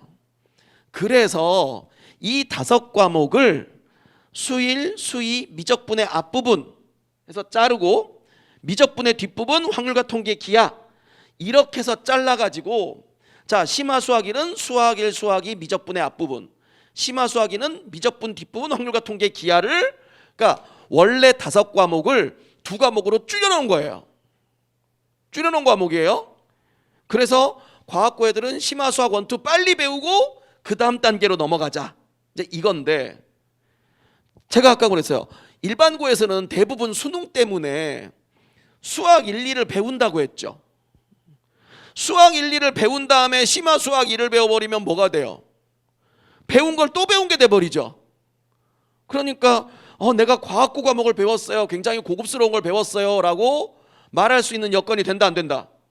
안 되는 거죠. 그러니까 요런 수학 1, 수학 2, 미적분, 확통기하를 안 듣고 심화 수학 1, 2를 배울 수는 있는데, 수학 1, 수학 2를 들었다면 심화 수학을 배울 필요가 없습니다. 과학고 과목이지만. 그러면 우리 일반고에 다니더라도, 우리 아이가 일반고를 가요. 그런데 일반고에서도 수학을 잘할 수 있죠. 그러면 뭘 배워야 되냐? 여기 나오는 고급 수학이란 과목이 있어요. 이제 저게 이 수1, 수2, 미적, 확통, 기하 다음 레벨의 과목이에요. 그래서 들으려면 고급 수학을 들어야 된다. 다만 저 고급 수학을 들으면 뭐냐? 아까 제가 그랬죠? 어려운 걸 해오면은 뭐가 된다? 검증 대상이 된다라고 했죠. 실제로 저희 학교 학생이 서울대학교에 면접을 보러 갔더니 교수님이 대뜸 첫 번째 질문으로 벡터의 외적이 뭐냐라고 질문을 하신 거예요. 벡터의 내적이란 개념이 있고요, 벡터의 외적이란 개념이 있거든요. 그런데 벡터의 내적은 여기 평면 벡터 시간에 배워요. 그런데 벡터의 외적은 안 배우는 거거든요. 아니 그러면 대학 교수가 이상한 걸 질문한 거냐? 그게 아니고요, 그게 이 고급 수학에 나오는 벡터, 여기 첫 번째 벡터 있잖아요, 여기에서 벡터의 외적이 나와요. 그러니까 대학 교수님이 보고 고급 수학을 배웠다고? 진짜로? 그러면 너 벡터의 외적이 뭔지 설명해봐. 너 배웠으니까 설명할 수 있어야 되겠죠. 그러니까 그거를 검증하는 질문을 던진 거예요. 그러니까 대학에서는 질문을 그런 식으로 해서 아이가 제대로 배웠냐, 진짜로 배웠냐를 확인을 해요. 그러니까 고급 수학을 배우는 게 문제가 아니라 잘 배워야 된다 이거죠. 그러니까 무조건 난 고급 수학까지 가면 대학에서 좋아할 거야 해가지고 고급 수학 듣는 게 아니라 진짜 소화할 수 있는 친구만 가야 된다. 그러니까 감당 못하는 친구가 가면요 망해요. 저희 학교에 몇 년 전에 아주 쪽팔린 상황이 벌어진 적이 있어요. 이 수학 선생님이 3학년 담임이셨는데 어떤 친구가 1학년 때부터 수학과를 가고 싶다고 막 써놓은 거예요. 그러면서 이 친구 생기부에다가 온갖 수학적으로 난해한 개념을 잔뜩 발라놨네. 막 도배를 해놓은 거예요. 그러니까 만약에 수학 선생님이 아닌 담임이었으면 이게 뭔 소리야? 수학에 대해서 모르는 거니까. 근데 마침 담임 선생님이 수학 선생님이셔서 왔더니 한숨이 나오는 거죠. 어떻게 고등학교 1학년 때 이거 대학교 2학년 때 배우던 걸 네가 아냐? 근데 이제 이 친구가 대학에 수학과를 쓰니 뻔히 의심스럽잖아요. 일단 알지. 또 이거 분명히 면접 때 물어볼 것 같은데. 그래가지고 진짜 제가 그때 옆자리에 있었거든요. 수시로 애를 불러서 생활기록부에 나오는 개념마다 다시 다 설명을 해줬어요. 몇 달 동안. 왜 물어보니까 몰라. 당연히 모르지. 고1 때 뭐 보고서 한다고 시고 써냈는데 몰라. 그러니까 너 이거 뭐야? 몰라요. 야 이거야. 아 그래요? 그러면 또 열심히 외워오고 막 그러는 거예요. 그런데 실제 그 학생이 모 대학에 면접을 보러 갔어요. 갔더니 이제 교수님께서 진짜 그걸 다 질문을 하더래요. 드디어 우리 담임 덕을 내가 보는구나 하면서 열심히 대답을 했대요. 근데 그 친구 떨어졌어요. 왜 떨어진 줄 아세요? 교수님께서 쫙 어려운 것들을 다 질문한 다음에 그 학생 마지막으로 하나만 더 물어볼게요. 그러니까 이제 다 끝났다 이제 싶게 들잖아요. 미분이 뭐예요? 어디에서 나오는 개념? 수학 2. 당연히 배웠어요, 안 배웠어요? 당연히 배운 거죠. 혹시 여기 수학 전공하신 분 계신가요? 나 대학교 때 수학 전공했다. 수학 전공하신 분 아무도 안 계세요? 그러면 나 고등학교 때 이과였다. 이과생이었어요? 예. 한번 제가 그 학생의 답변을 말씀드릴 테니까 평가를 해보세요. 아니요. 그래서 미분이 뭐야? 라고 했더니 학생이 차수를 하나 낮추는 거요 라고 대답했어요. 왜 그러냐면은 x의 n제곱을 미분하면 그게 n x의 n-1제곱이 되거든요. 교수님이 미분이 뭐냐라고 하면은 그거를 차수를 하나 낮추는 거요 라고 얘기하면 수학과에 적합한 학생이에요, 아니에요? 아니죠. 그래서 저희가 딱 그걸 듣고 너 뭐 물어보디? 저희가 이제 면접 갔다 오면 이제 그런 거 묻거든요. 그랬더니 이런 거 묻더라고요. 그래서 어쨌냐? 그랬더니 잘 대답했어요. 근데 그래서 미분이 뭐냐고 물으시더라고요. 그래서 뭐라고 대답했니? 그랬더니 차수를 하나 낮추는 거라고 대답했어요. 그랬더니 옆에 있던 그 수학 담임 선생님이 고개를 푹 숙이시면서 알았다 가봐라. 그러더니 떨어졌어. 그러니까 자기가 봐도 그 어려운 수학을 얘기하면서 그렇게 대답하는 거는 교수가 합격시켜 줄 리가 없다. 실제 떨어졌어요. 그러니까 뭐냐면 그 교수는 마음속으로 그랬겠죠. 이런 걸 네가 안다고? 어디 한번 보자. 툭 던지는 거죠. 그래. 근데 네가 수학 성적을 보면 전혀 그렇지 못한데 싶으니까 너무나 기본적인 거 질문 팍 던져버리는 거죠. 왜? 애들이 준비해 올 걸 교수도 안 거죠. 너무나 기본적인 걸 퍽 던져버리니까 애가 거기서 바로 말려들었죠. 그러니까 어려운 과목을 배울 때는 그러니까 거기에 맞는 공부 어떤 사전 공부라든가 그 과목을 열심히 공부하고 들어야지 막무가내로 들었다가 오히려 손해가 날 수도 있다라는 겁니다. 자, 그다음에 이제 영어로 갈게요. 영어는 듣기 말하기 읽기 쓰기가 있는데요. 여기 보시면 영어는 이제 일단 과목별로 어휘수가 있어요. 근데 과목별 어휘수는 이게 영어 그 해당 과목 교과서를 만들기 위한 기준이에요. 그러니까 물론 어휘수가 아주 많이 차이가 나면 과목이 어려워지겠지만 어휘수가 과목의 난이도를 결정하는 요소는 아니거든요. 그런데 이제 영어는 이제 뭐라고 되어 있냐면요. 이게 성취 기준에 있는 말들을 제가 떼온 건데 일상생활, 그러니까 그냥 똑같은 기능이라고 해볼게요. 그러면 일상생활에 관한 말하기, 친숙한 일반적 주제에 관한 말하기, 일반적 주제에 관한 말하기, 비교적 다양한 주제에 대한 말하기, 다양한 주제에 대한 말하기 이렇게 있다면 어느 말하기가 쉬운 거고 어느 말하기가 어려운 건지 느낌 오시죠? 그러니까 일상생활, 친숙한 일반적 주제, 비교적 다양한 주제, 다양한 주제 이런 용어들이 있잖아요. 그러면 어느 과목이 조금 더 어려운 과목이고 어느 과목이 조금 더 쉬운 과목인지 느낌이 오실 거예요.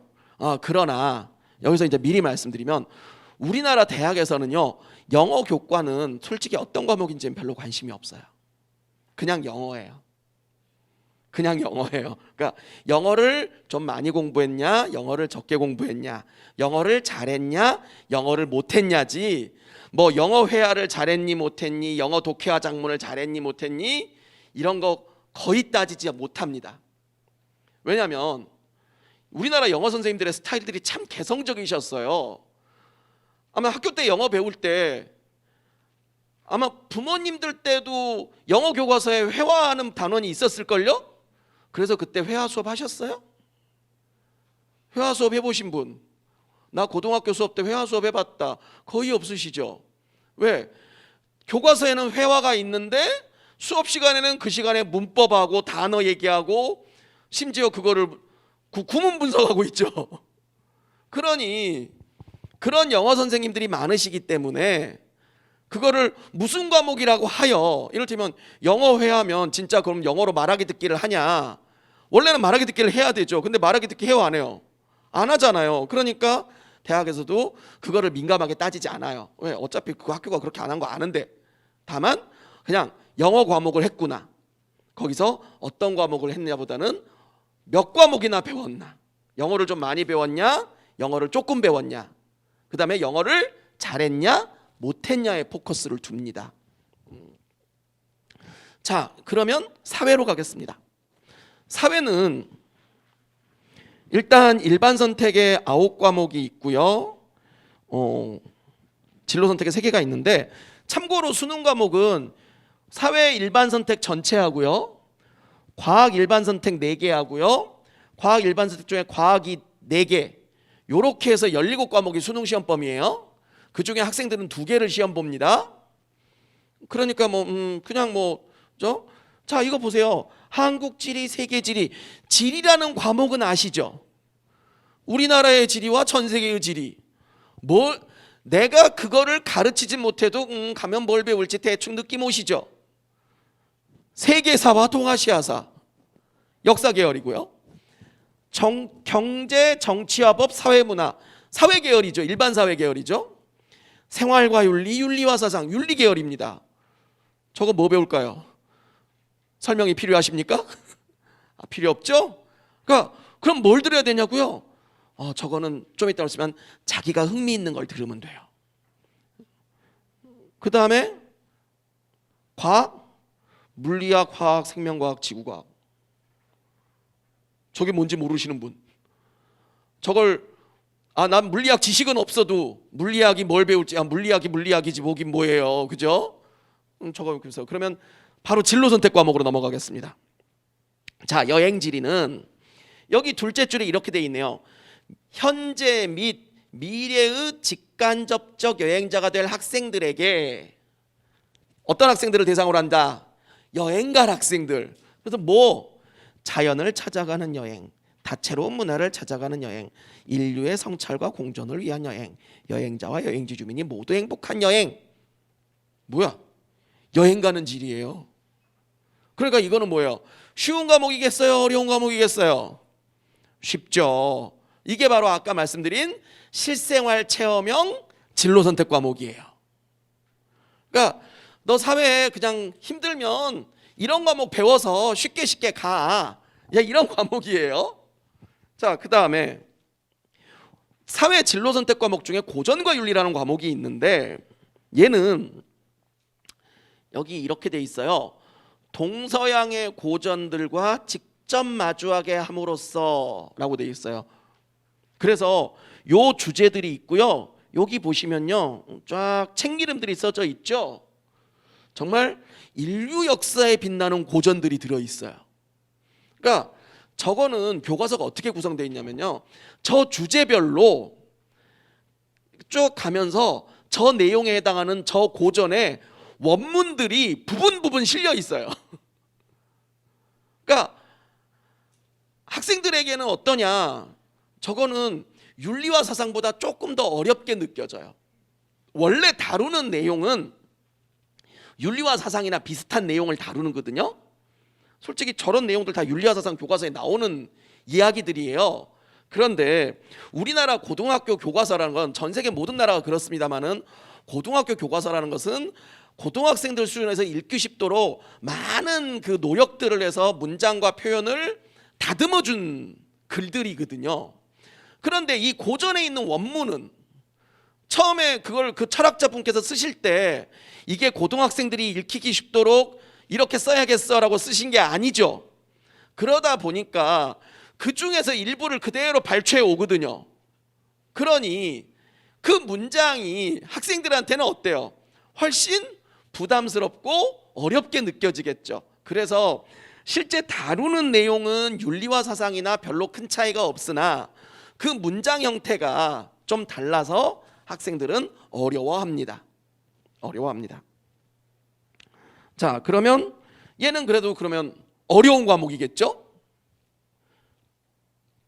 사회문제 탐구, 이것도요 탐구라는 제목이 있고 이때 보니까 뭐 보고서 작성 발표, 그러니까 뭐 대단한 내용을 하는 것 같다라고 생각하시지만 이 과목은 오해하시면 안 되는 게요, 탐구의 포인트가 아니라 앞에 사회문제의 포인트가 있어요. 그러니까 뭐냐면 사회 문제가 뭔지를 알고요, 우리 사회의 대표적인 문제인 게임과 몰입, 저기 집에서 자녀와 게임 때문에 갈등하시는 분들 많죠? 특히 남자 학생들 아주 심합니다. 학교폭력, 이것 때문에 고통받는 학생들도 많이 있죠. 요즘은 뭐 연예인들도 자꾸 학교폭력 연루됐다 그러면 굉장히 막 힘들고 그러잖아요. 저출산 고령화, 소수자에 대한 차별 등 우리 사회 문제들에 대해서 그 원인과 해결 방안을 공부하고 그 다음에 자기가 선정한 사회 문제 사례에 대해서 보고서를 써서 발표하는 과목입니다. 그러니까 이건 약간 융합적 성격의 과목이고요. 그런데 이제 뭔가 그 사회 문제에 대해서 공부하고 보고서를 써야 되니까 조금 난이도는 있어요. 자, 그 다음에 이제 과학에 관한 진로 선택 과목인데, 과학에는 과학 1, 과학 2가 있으니까 걔네들은 생략하는 겁니다. 과학 2도 진로 선택 과목이지만 생략이에요. 먼저 과학사입니다. 과학사에는요 이렇게 돼 있어요. 일반고나 과학고에서 과학에 흥미와 관심 있는 학생을 대상으로 한다. 저게 그 과학 쪽에서요, 과학에 흥미와 관심 있는 학생 그러면요 그 상당히 과학을 좋아하는 학생이에요. 우리나라 과학자분들은 과학에 흥미가 있어, 그럼 과학을 잘해야 돼, 좋아해야 돼, 이렇게 생각하시거든요. 그러다 보니까 저 과목이 어떻게 되냐면 실제로요 과학사, 그러니까 과학의 역사잖아요. 여기 보시면 서양과학사, 동양민 한국과학사 해가지고요 실제 그 당시에 어떤 과학자가 어떤 가설을 세우고 어떻게 실험을 하고 그것들이 그 다음 세대에 어떻게 영향을 줬는지 이런 걸 다 다루는 과목이에요. 그러니까 좀 어려워요. 조금 난도가 있다. 그러면 과학을 싫어하는 애들은 어떻게 하냐? 그래서 있는 게 생활과 과학이에요. 생활과 과학은요 여기 보시면요 뭐 질병, 의약품, 위생, 예방접종, 진단, 치료, 여기에 있는 과학. 여기 보시면요 미용, 샴푸, 세안제, 화장품, 염색, 파마에 있는 과학. 진짜 우리 생활이죠. 지금 우리 코로나 때문에 여기 우리 구청 옆에도 그 임시선별검사소 있잖아요. 이렇게 뭐 우리 코 쑤시잖아요. 그거에 있는 과학의 원리는 뭐냐? 우리 요만한 키트로 이제 그 자가진단 키트 쓸 수 있지 않습니까? 그거 간단한 것 같은데 거기는 과학의 원리가 뭐냐? 우리 다 코로나 예방접종 많은 국민들이 맞으셨단 말이에요. 그런데 그 예방접종에 있는 그 과학의 원리는 뭐냐? 진짜 우리 일상생활에서 만날 수 있는 과학의 원리를, 그러니까 그럴 과학을 어려워하는 애들을 위해서 그냥 너희들은 생활 속에 있는 과학을 좀 쉽게 익혀보자. 요즘 차 타고 이동하실 때 내비게이션 안 쓰시는 분 거의 없죠. 그게 뭐예요? GPS라는 거죠. 이런 것들을 또 다 다루는 겁니다. 그러면 여기 보시면 스포츠, 혹시 이 중에 골프 좋아하시는 분 계신지 모르겠습니다. 저기 골프공하고 탁구공하고 생긴 크기는 비슷하죠. 크기는 비슷해요. 그런데 탁구공은 왜 맨질맨질하고 골프공은 홈이파였을까요? 골프공은 딱딱하고 홈이파여 있죠.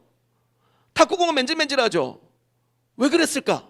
왜 골프공은 홈이파였을까? 그런 거 뭐요? 그거 저기서 나와요. 그러니까 그런, 야, 우리 주변에 골프, 요즘 동네마다 골프 연습장들도 많고요. 골프 치시는 분들도 많습니다. 그러면 애들 중에 자기 집에 골프공 굴러다니는 애들, 부모님이 골프를 안 치셔도 골프공이 또 있는 집들도 있거든요. 그런데 너희들 골프공 보면 왜 거기 파여 있다고 생각하냐? 그럼 거기 과학의 원리가 있어요. 그래야 더 잘 나간대요. 근데 그런 것들을 다루는 것도 다 생활과 과학이에요. 그러니까 생활 속에 있는 걸로 과학을 좀 쉽게 공부하자. 과학이 힘든 친구들은 이런 과목을 들으면 좋겠죠. 근데 융합과학은요, 어려워요. 왜? 보세요. 우주의 기원. 시작부터 범상치 않죠? 태양계의 형성, 생명의 탄생. 뭐야? 아니, 우주의 기원이면 저건 천문이니까 지구과학 같은데, 또 생명의 탄생이면 생명과학인가? 그런데 반도체와 신소재, 뭐 식량자원, 에너지와 미래, 뭐 오만 가지 거 다 있죠.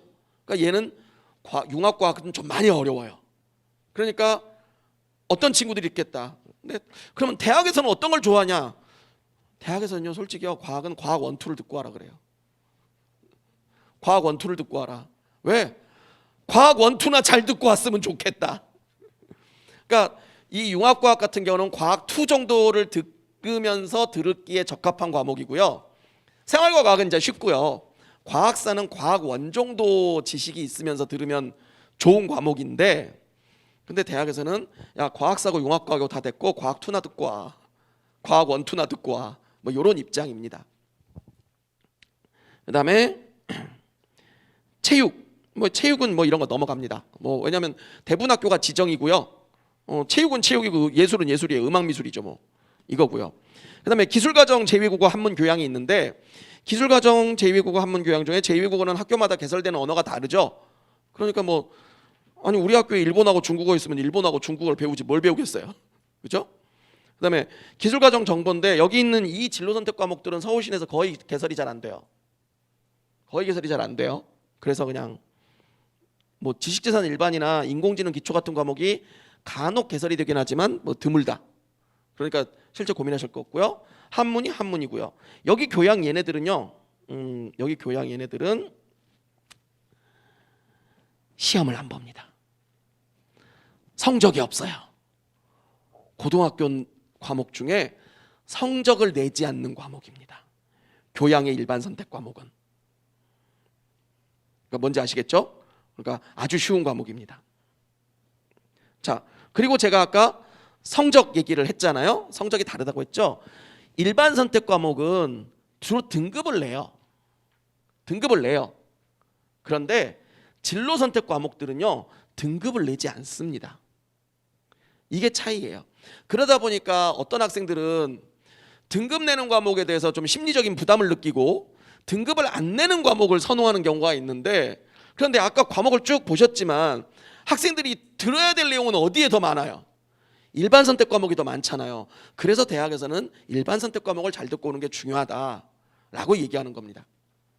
그래서 진로 선택 과목은 이렇게 돼 있어요. 그러니까 만약에 물리학 2라는 진로 선택 과목이다 그러면 몇 단위 과목, 이거는 일주일에 몇 시간 들었냐 이게 그랬죠. 그다음에 와, 물리학 2를 92점 받았어요. 아주 잘했네요. 그다음에 평균이 49.4다. 이렇게 평균이 표시됩니다. 그리고 성취도 A, 수강자 수 몇 명? 37명이 들었네요. 많이 듣지는 않았네요. 그리고 그 중에 A, B, C의 비율을 이렇게 적어줘요. 왜냐하면 이거는 절대평가를 하기 때문에 학교에서 너무 시험 문제를 쉽게 내가지고 A를 양산해버리면 안 되겠죠. 그래서 A, B, C의 비율을 적습니다. 그러면 A, B, C는 어떻게 결정나느냐? A는 80점이 넘으면 무조건 A예요. 그러니까 만약에 이 37명 중에 전원이 80점을 넘었다. 그러면 전원 A를 줄 수 있어요. 그러면 여기에 뭐라고 써져요? A 100%, B, C 0% 쓰여지겠죠. 그러면 당연히 그러면 평균은 어떨까요? 전원이 80을 넘겼으니까 뭐 한 90쯤 뜨겠죠. 그러면 야, 평균이 90이야? 그럼 이제 대학은 고민을 하겠죠. 이거는 모두 우수한 애들만 들어서 그런가? 아니면 이 선생님이 시험 문제를 더럽게 쉽게 냈는가를 고민하는 겁니다. 그래서 만약에 이거는 집단이 다 우수해서 그런 상황이다라고 하면은 크게 문제가 안 되겠지만, 근데 만약에 대학에서 여러 가지 정황으로 봤을 때 이건 시험 문제를 엄청 쉽게 냈구나, 그러면 뭐 여기서는 높은 점수를 받아봤자 시험 문제가 쉬워서 점수가 높은 거는 애가 공부 잘하는 게 아니죠. 그래서 그런 거에서 이걸 표시하는 거예요. 그러면 딱 보면은 인원수 이거 이렇게 보면 지금 이제 이걸로 몰라요. 왜냐하면 이 학교가 몇 명짜리 학교인지 그런 거 모르잖아요. 근데 다른 과목을 보면은 어떤 애들이 들었겠다.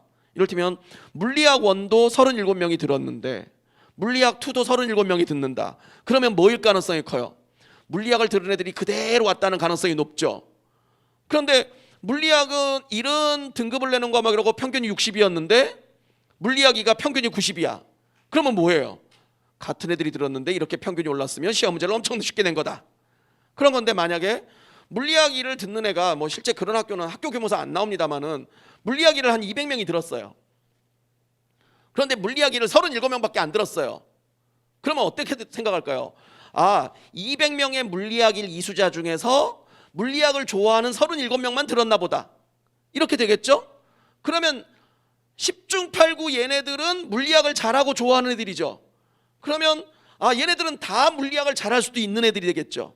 그러니까 평균이 높다고 무조건 좋고 나쁘고가 아니라 어떤 애들이 들었을까를 대학은 여러 가지 길을 고려해서 보려고 한다는 거예요. 물론 이제 그런 걸 볼 필요가 없는 경우도 있어요. 학생들 보다 보면은 이게 가끔 이제 어떤 대학에서 그러냐면 싹 보자마자 얘는 뭐 우리 학교 왜 왔어? 이런 애는 당연히 붙지. 이런 애도 있고요. 또 어떤 애는 얘는 왜 왔어? 우리 학교가 이런 애를 뽑은 적이 있나?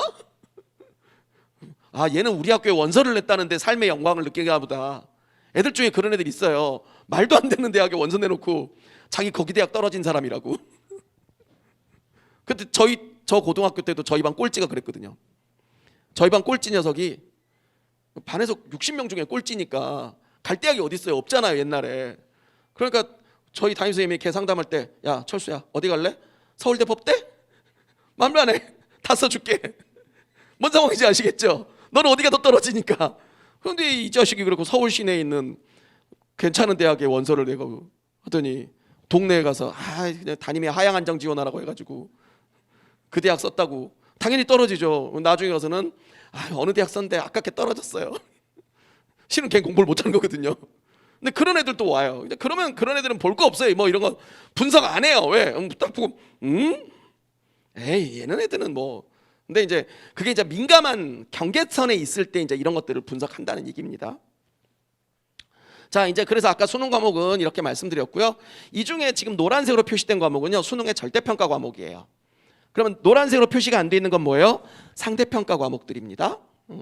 그리고 대학에 따라서는요, 학생들이 수능에서 특정 과목, 즉 수학이나 과학에서 미적분, 확통, 기하 중에 하나만 보게 되니까 확통이 쉽잖아요. 학생들이 확통으로 몰려버릴 수 있죠. 그래서 대학에 따라서는 미적분과 기하 중에 꼭 봐라, 이렇게 하는 대학도 있고, 또 사회과학 중에 아무래도 학생들한테 사회가 더 쉬워 보이죠. 그러니까 과학을 꼭 봐라 하는 대학도 있는데 이거는 별로 고민 안 하셔도 돼요. 왜냐하면 요즘은 점수 계산 구조 때문에 학생들이 다 저렇게 볼 수밖에 없어요. 그러니까 저게 뭐 지정이 있거나 없거나 별로 고민 안 합니다. 왜냐하면 옛날에는 이게 성적 표시 방법이 좀 달라가지고 지금 이제 수능 성적 얘기를 다 하기는 어려우니까. 근데 학생들이 자연계를 가면서도 확통을 하는 학생들이 있었어요. 근데 이제 요즘은 이 통합 수능 체제가 되면서 그런 학생들 다 사라졌어요. 없어요. 그러니까 그거 크게 걱정하실 일은 없다라는 거고요. 그다음에 왜 학생생활기록부에서 이렇게 그 선택 과목 얘기가 중요해졌냐? 학생부 종합전형에서 이유가요. 최근 몇 년간에 일어난 학생부 기재의 변화를 보시면요, 뭔 미기재, 미반영이 보이죠. 미기재라고 하는 것은요, 아예 학교생활기록부에 적지 않는다는 뜻입니다. 미반영은요, 고등학교는 학교생활기록부에 적는데 이게 학생이 대학으로 학교생활기록부가 넘어가야 되잖아요. 그때 그 대입 전형용 생기부를 생성합니다. 교육부에서 컴퓨터 시스템을 이용해서. 그때 이 항목이 빠진다는 거예요. 그러니까 고등학교는 적어놔도 대학으로는 안 간다. 이게 미반영이고요. 미기재는 아예 고등학교에서부터 적지도 않는다. 이런 거예요. 그런데 그러면 미기재나 미반영이나 대학에 안 가는 건 똑같죠. 그러면 우리나라에서 많은 학생이나 학부모님들이 이게 대학 가는데 보탬이 되려고 학생부에 굉장히 신경을 쓰시는데, 근데 이게 대학에 안 간다면 관심도나 중요도가 많이 떨어질 수밖에 없죠. 그분들 입장에서는. 그게 뭐 교육적으로 중요하냐 아니냐를 떠나서. 근데 보니까 자꾸 뭔 추가로 적는다는 건 없고, 그죠? 뭔 안 적는다만 잔뜩 있잖아요. 그러니 어떤 일이 벌어지냐면요, 역시 이것도 보시면 뭐 미기재 미반영 막 이렇게 돼 있죠. 그러면 결과론적으로 어떤 일이 벌어지냐면 생기부에서 남는 영역이 있죠. 그러니까 기존에는 생기부에 20가지가 정보가 있었다면 이제는 미반영 미기재 해가지고 한 10개밖에 안 남았어요. 예를 들어서 그러면 이 남아있는 10개의 정보의 중요도가 자동으로 커져버린 거죠. 그래서 요즘 자꾸 대학에서 무슨 과목을 들었냐 이거를 따지게 된 거예요. 그런 거예요. 특히 여기서 보시면요, 제가 이 그림을 가져왔는데 학생부 종합전형 평가 역량이라는 그림이 있어요. 요게 요번 2월에 발표된 겁니다. 예전의 그림하고 약간 달라졌어요. 예전 그림은 저게 학업 역량, 전공 적합성, 인성 발전 가능성 그랬는데요.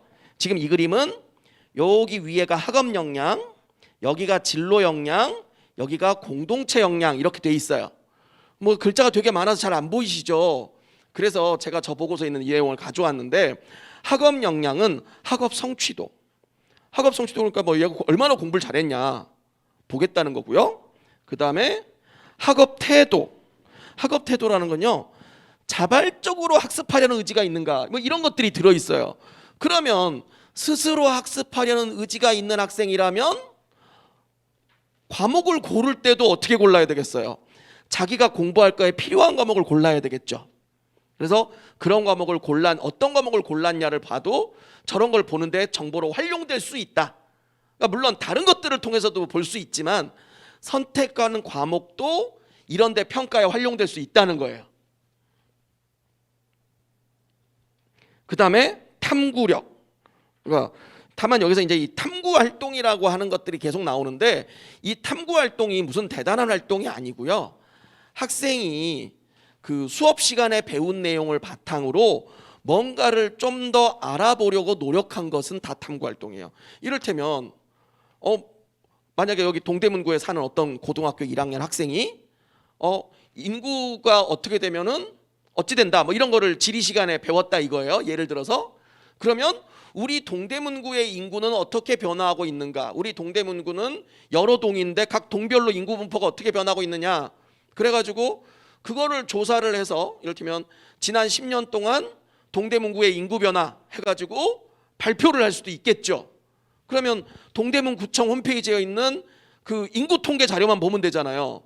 그걸 가지고 자기가 PPT를 만들어서 동대문구의 인구는 이렇게 되고 있고 어느 지역이 인구가 증가하고 있고 어느 지역이 인구가 감소하고 있습니다. 이런 걸 발표했다. 그것도 탐구 활동이에요. 그러니까 고등학교한테 요구하는 탐구 활동은 어마무시한 게 아니에요. 그냥 수업 시간에 인구에 대해서 배웠으면 내 지역의 인구를 좀 알아보자. 그러니까 뭔가 내가 배운 거와 관계해서 뭘 알아보자. 그러면 다 탐구예요. 그러니까 고등학생들한테 요구하는 탐구는 그런 겁니다. 그래서 뭐 대단한 걸 요구하지 않는다라는 거고요. 그 다음에 진로 역량에 보니까 전공 관련 교과 이수 노력이 있어요. 그러니까 아예 너 무슨 과목 들었니 안 들었니 이걸 보겠다는 거예요. 그리고 전공 관련 교과 성취도. 그 과목을 잘했니 못했니. 어떤 대학도요 특정 과목을 들었다는 이유만으로 학생을 뽑아주지 않아요. 아니 미적분을 듣는 게 필요한 어떤 학과라고 칩시다. 미적분을 들었는데 미적분이 100점 만점에 10점이에요. 그거 들은 거예요, 안 들은 거예요? 안 들은 거나 별 차이 없죠. 그런 학생들은 안 뽑겠죠. 그 다음에 전공 관련 경험 이런 것들을 보는 게 진로 역량이고요. 공동체 역량은 제가 설명을 안 하겠습니다. 왜냐하면 이제 너무 길어지고. 근데 이제 학부모님들께서 이런 생각을 하실 수 있어요. 아니 근데 요새 정시가 늘어난다는데, 그런 얘기 많이 들으셨죠? 그래서 정시가 늘어나면 어떤 일이 벌어지냐고요. 요거 보시면 이겁니다. 서울대학교는 올해 대입부터 정시에도 교과 평가라는 걸 반영합니다. 정시는 원래 수능 성적을 반영하는 거잖아요. 그런데 정시 지역균형, 정시 일반 전형을 만들어서 교과 평가라는 걸 반영한대요. 이게 뭔 소리야? 쉽죠? 그래서 봤더니 뭐 교과 평가는 교과 이수 상황, 교과 학업 성적, 세부 능력 특기 사항만 반영한다. 그래서 교과 이수 내용에 위계에 따른 선택 과목 이수 내용을 본다. 진로와 적성에 따른 선택 과목 이수 내용을 본다. 너 뭐 배웠는지 우리 따져봐야겠어. 물론 저게 서울대학교 입시에서 아주 큰 부분은 아니에요. 실질적으로 저게 점수로 따지면요, 한 1.2점 정도의 감점 요인, 점수 변동폭이 나오는 거거든요. 그런데 서울대학교 정시에서 1.2점이거는 굳이 감소를 각오하고 갈 학생이 있을까요? 없겠죠. 그러니까 뭐예요? 서울대학교가 저걸 하는 이유는 고등학교에서 정상적으로 공부하고 와라. 너 수능 볼 건데 수능 본다고 수능만 생각하지 말고 정상적인 공부를 해와. 그래, 근데 만약에 정상적인 공부를 하지 않으면 우리는 그만큼 감점을 할 거야 라는 얘기예요. 그런데 그러면 여기서 이제 문제가 이거죠. 뭘 들어야 되는데, 뭘 들어야 되는지 모르면 이상하게 들을 수도 있는 거 아니냐. 그래서 서울대학교에서는 전공연계 교과 과목을 발표를 합니다. 전공연계 교과 과목을 발표하는 거예요. 원래 발표 안 하려고 그랬는데 사람들이 하도 이제 그럼 뭘 들어야 되는지 알려달라고 했을 거 아니에요. 그러니까 알았어, 알려줄게 라고 발표합니다. 발표를 했는데 내용을 딱 보니까 문과 계열은요 이거밖에 없어요. 경제, 농경제, 지리교육, 자유전공학부가 전부예요. 근데 지리교육과는 보세요. 한국지리, 세계지리, 여행지리 듣고 오래. 지리교육과에 지리 듣는 거 당연한 거 아니에요? 저거 패스. 그럼 그 다음에는 뭐 남아요? 경제학과하고 농경제학과 남았죠. 근데 뭐가 들어있어요? 미적분이 들어있죠. 제가 아까 말씀드린 게 이것 때문이에요. 여기에 경제수학이 없어요. 그러니까 서울대학교에서 볼 때도 경제수학과 미적분을 다 봤는데 미적분이 더 매력적이다. 그러니 미적분 듣고 오면 된다. 경제수학 안 들어도 된다. 이거예요. 그런데 여기서 주의하실 게요, 요거예요. 권장 과목을 제시하지 않는 모집 단위는 적극적인 선택 과목 이수를 권장한대요. 그런데요, 문과 계열은 이게 전부거든요. 그럼 나머지 과들은 어떠냐? 적극적으로 들어라. 뭘 들으라고? 네가 관심 있는 걸 들으라 이거예요. 그러니까 그거는 제가 서울대 설명보다는 동국대 설명을 가지고 말씀드릴게요. 동국대학교에서 학생부 가이드북을 발표를 했는데 올해 거기에 뭐가 있냐면 동국대 경찰행정학과 교수님의 인터뷰가 있었어요. 동국대 경찰행정학과면 굉장히 인기가 높은 학과잖아요. 그런데 그분께서 뭐라고 했냐면은 학생의 진로 희망을 보고 선택 과목을 봤다. 그래서 예를 드는 학생이 뭐냐면 어떤 학생이 경찰이 되고 싶은데 외사 업무 경찰, 그러니까 인터폴이라든가 이런 데 업무하는 경찰 있잖아요. 그런 경찰이 되고 싶다고 한 거예요. 그러면 그 학생의 경우는 뭐를 봤다? 영어를 봤다. 영어를 얼마나 공부했냐. 그러니까 경찰행정학과를 오는데 무슨 과목을 공부해야 되냐가 아니라 네가 외사 경찰이 되고 싶다면 영어를 많이 공부하고 와야 돼. 당연한 거죠, 어떻게 보면. 그러니까 경찰행정학과를 가려면 무슨 과목을 들어야 됩니다. 그런 건 없어. 근데 네가 하고 싶은 거를 하는 과목을 그러면 돼. 이게 진로에 따른 적극적인 과목 이수예요. 그러니까 나머지 과들은 어쩌면 된다? 네가 뭐가 관심 있는데. 이게 중요해요. 그리고 여기 보니까 서울대학교 농과대학 계열이고요, 사범대학 계열이고요, 가정대학 계열입니다. 쫙 학과별로 있어요. 지금 어차피 있으니까. 여기 보시면 수의, 약학, 자연과학, 공학 계열입니다. 얘를 이렇게 정리해 드리면 될 것 같아요. 뭐 복잡하죠. 과별로 다르니까. 자, 간단하게 정리해 드릴게요.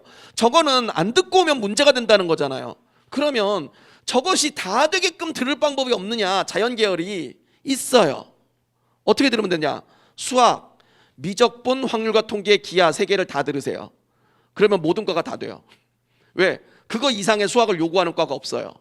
그 다음에 과학 2를 고를 때 전공과 직접으로 연관된 과학 2를 2개까지만 들으면 돼요. 전공과 직접 연관된 과학 2는 뭔데? 그 학과별로도 있어요. 단 공학 계열은 지금 공학 계열이 화면에 떠 있죠? 무슨 과학이 많이 보이세요? 물리학 2. 그러면 자, 물리학 2를 들으려면은 물리학 2는 주로 3학년에 있거든요. 그러면 뭐를 들으면 먼저 들어야 되겠어요? 물리학 1. 그러니까 2학년 올라갈 때 자연 계열을 가는 친구들은 물리화학을 포함해서 넓게 들으면 돼요. 그래도 좀 더 정보가 필요하시죠? 간단하게 정리하면 이거예요. 자, 상경 계열 지원 학생은 수학, 사회. 수학 어디까지? 미적분까지. 공대 가는 학생은 수학, 미적, 확통, 기하까지, 그 다음에 물리학, 화학. 그러면 모든 자연 계열을 가면 애들은 다 꼭 물리학 2를 해야 되느냐? 아닌 경우도 있어요. 생명과학이라든가 이런 분야는 화학 생명과학 중심으로 하시면 돼요. 그리고 혹시 간호보건 계열 이런 쪽 희망하는 학생이라면 화학 생명과학의 사회를 열심히 공부하면 되고, 나머지 과목은 흥미에 따라 자유롭게 선택하면 된다. 그러니까 내가 뭘 하고 싶으냐에 따라서 그렇게 되는 겁니다. 아시겠죠? 그래서 제가 준비한 내용은 여기까지였고요. 자, 그러면 이 상태에서 저희가 시간이 벌써 다음 타임이 3시에 시작해야 돼요. 그러니까 시간이 없으니까 한 2분 정도만 질문을 좀 받을게요. 질문 있으신 분 한 2분 정도만 질문을 좀 받겠습니다. 질문 있으신 분? 네, 여기. 네.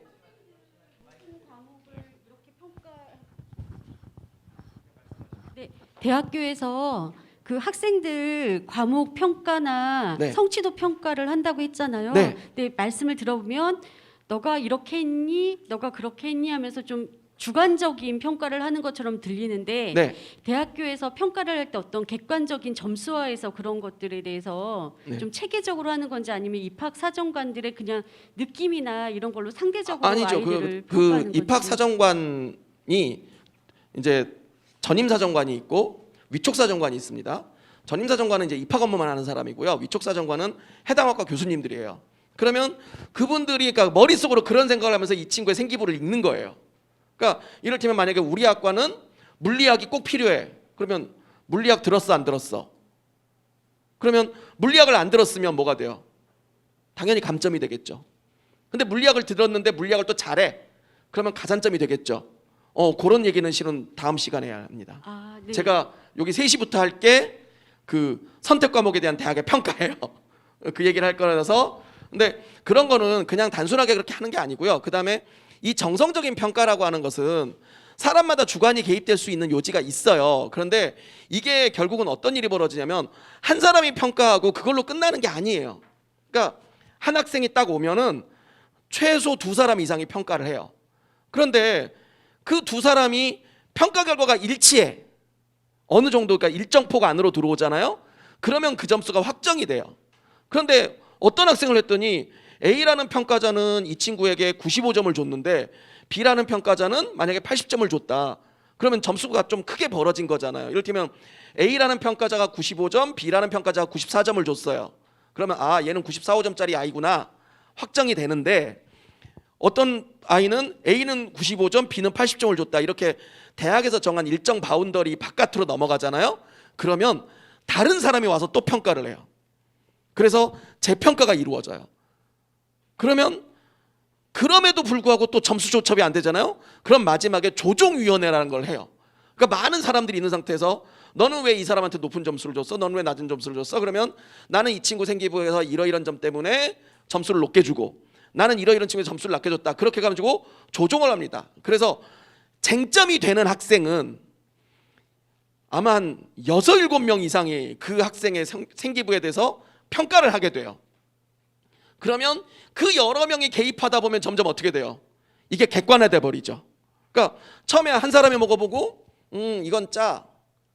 그럴 수 있죠. 근데 이건 개인의 입맛은 사람마다 다르잖아요.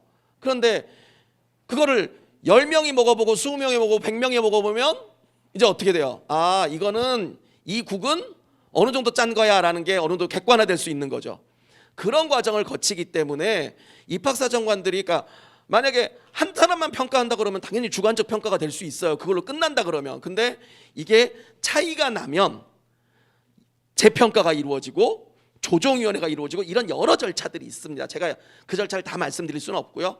그렇기 때문에 그게 객관화되는 과정을 거칩니다. 어떤 대학도요, 그렇게 누구 하나가 개인적으로 이상하게 뽑는 거를 그랬다가 이상한 애 들어오면 어떡하려고요. 골 때리잖아요. 그래서 그런 대학 없어요. 그러니까 그런 거 걱정하지 않으셔도 됩니다. 네. 이제 또 한 분 정도만 더 질문을 받아볼까요? 네, 여기 앞에 계신 분. 예. 잠깐만요. 여기 마이크를 좀 드릴 거니까. 네. 과목 선택이 중요하다고 말씀을 해주셨는데요. 네. 수시 같은 경우에도 교과가 있고 학종도 있잖아요. 네. 학종은 교과, 그러니까 그거를 사정관들이 볼 때 과목을 보고 평가한다는 게 이해가 되는데 네. 교과 같은 경우에도 선택한 과목이 네. 그 합격 여부의 유불리에 적용이 되는지. 아, 네. 역시 그것도 다음 시간 거를 또 질문하셨네요. 왜 그 다들 다음 시간 걸 질문하시는지 모르겠는데, 일단 학생부 교과 전형은 등급으로만 산출하는 방법이 있고요. 등급 플러스, 그러니까 등급 점수 외에 다른 것들이 들어가는 대학들이 있어요. 그러니까 이를테면 교과 플러스 면접이라든가 교과 플러스 서류, 이런 전형들이 있는데, 자, 교과 100만으로 하면은 반영이 안 됩니다. 안 됩니다. 그런데 교과 플러스 서류로 가면은 이 서류를 평가할 때 그게 들어가 버려요. 그런데 중요한 건요, 지금 이 서류 평가를 반영하는 대학이 서울의 좋은 대학 중심으로 늘고 있어요.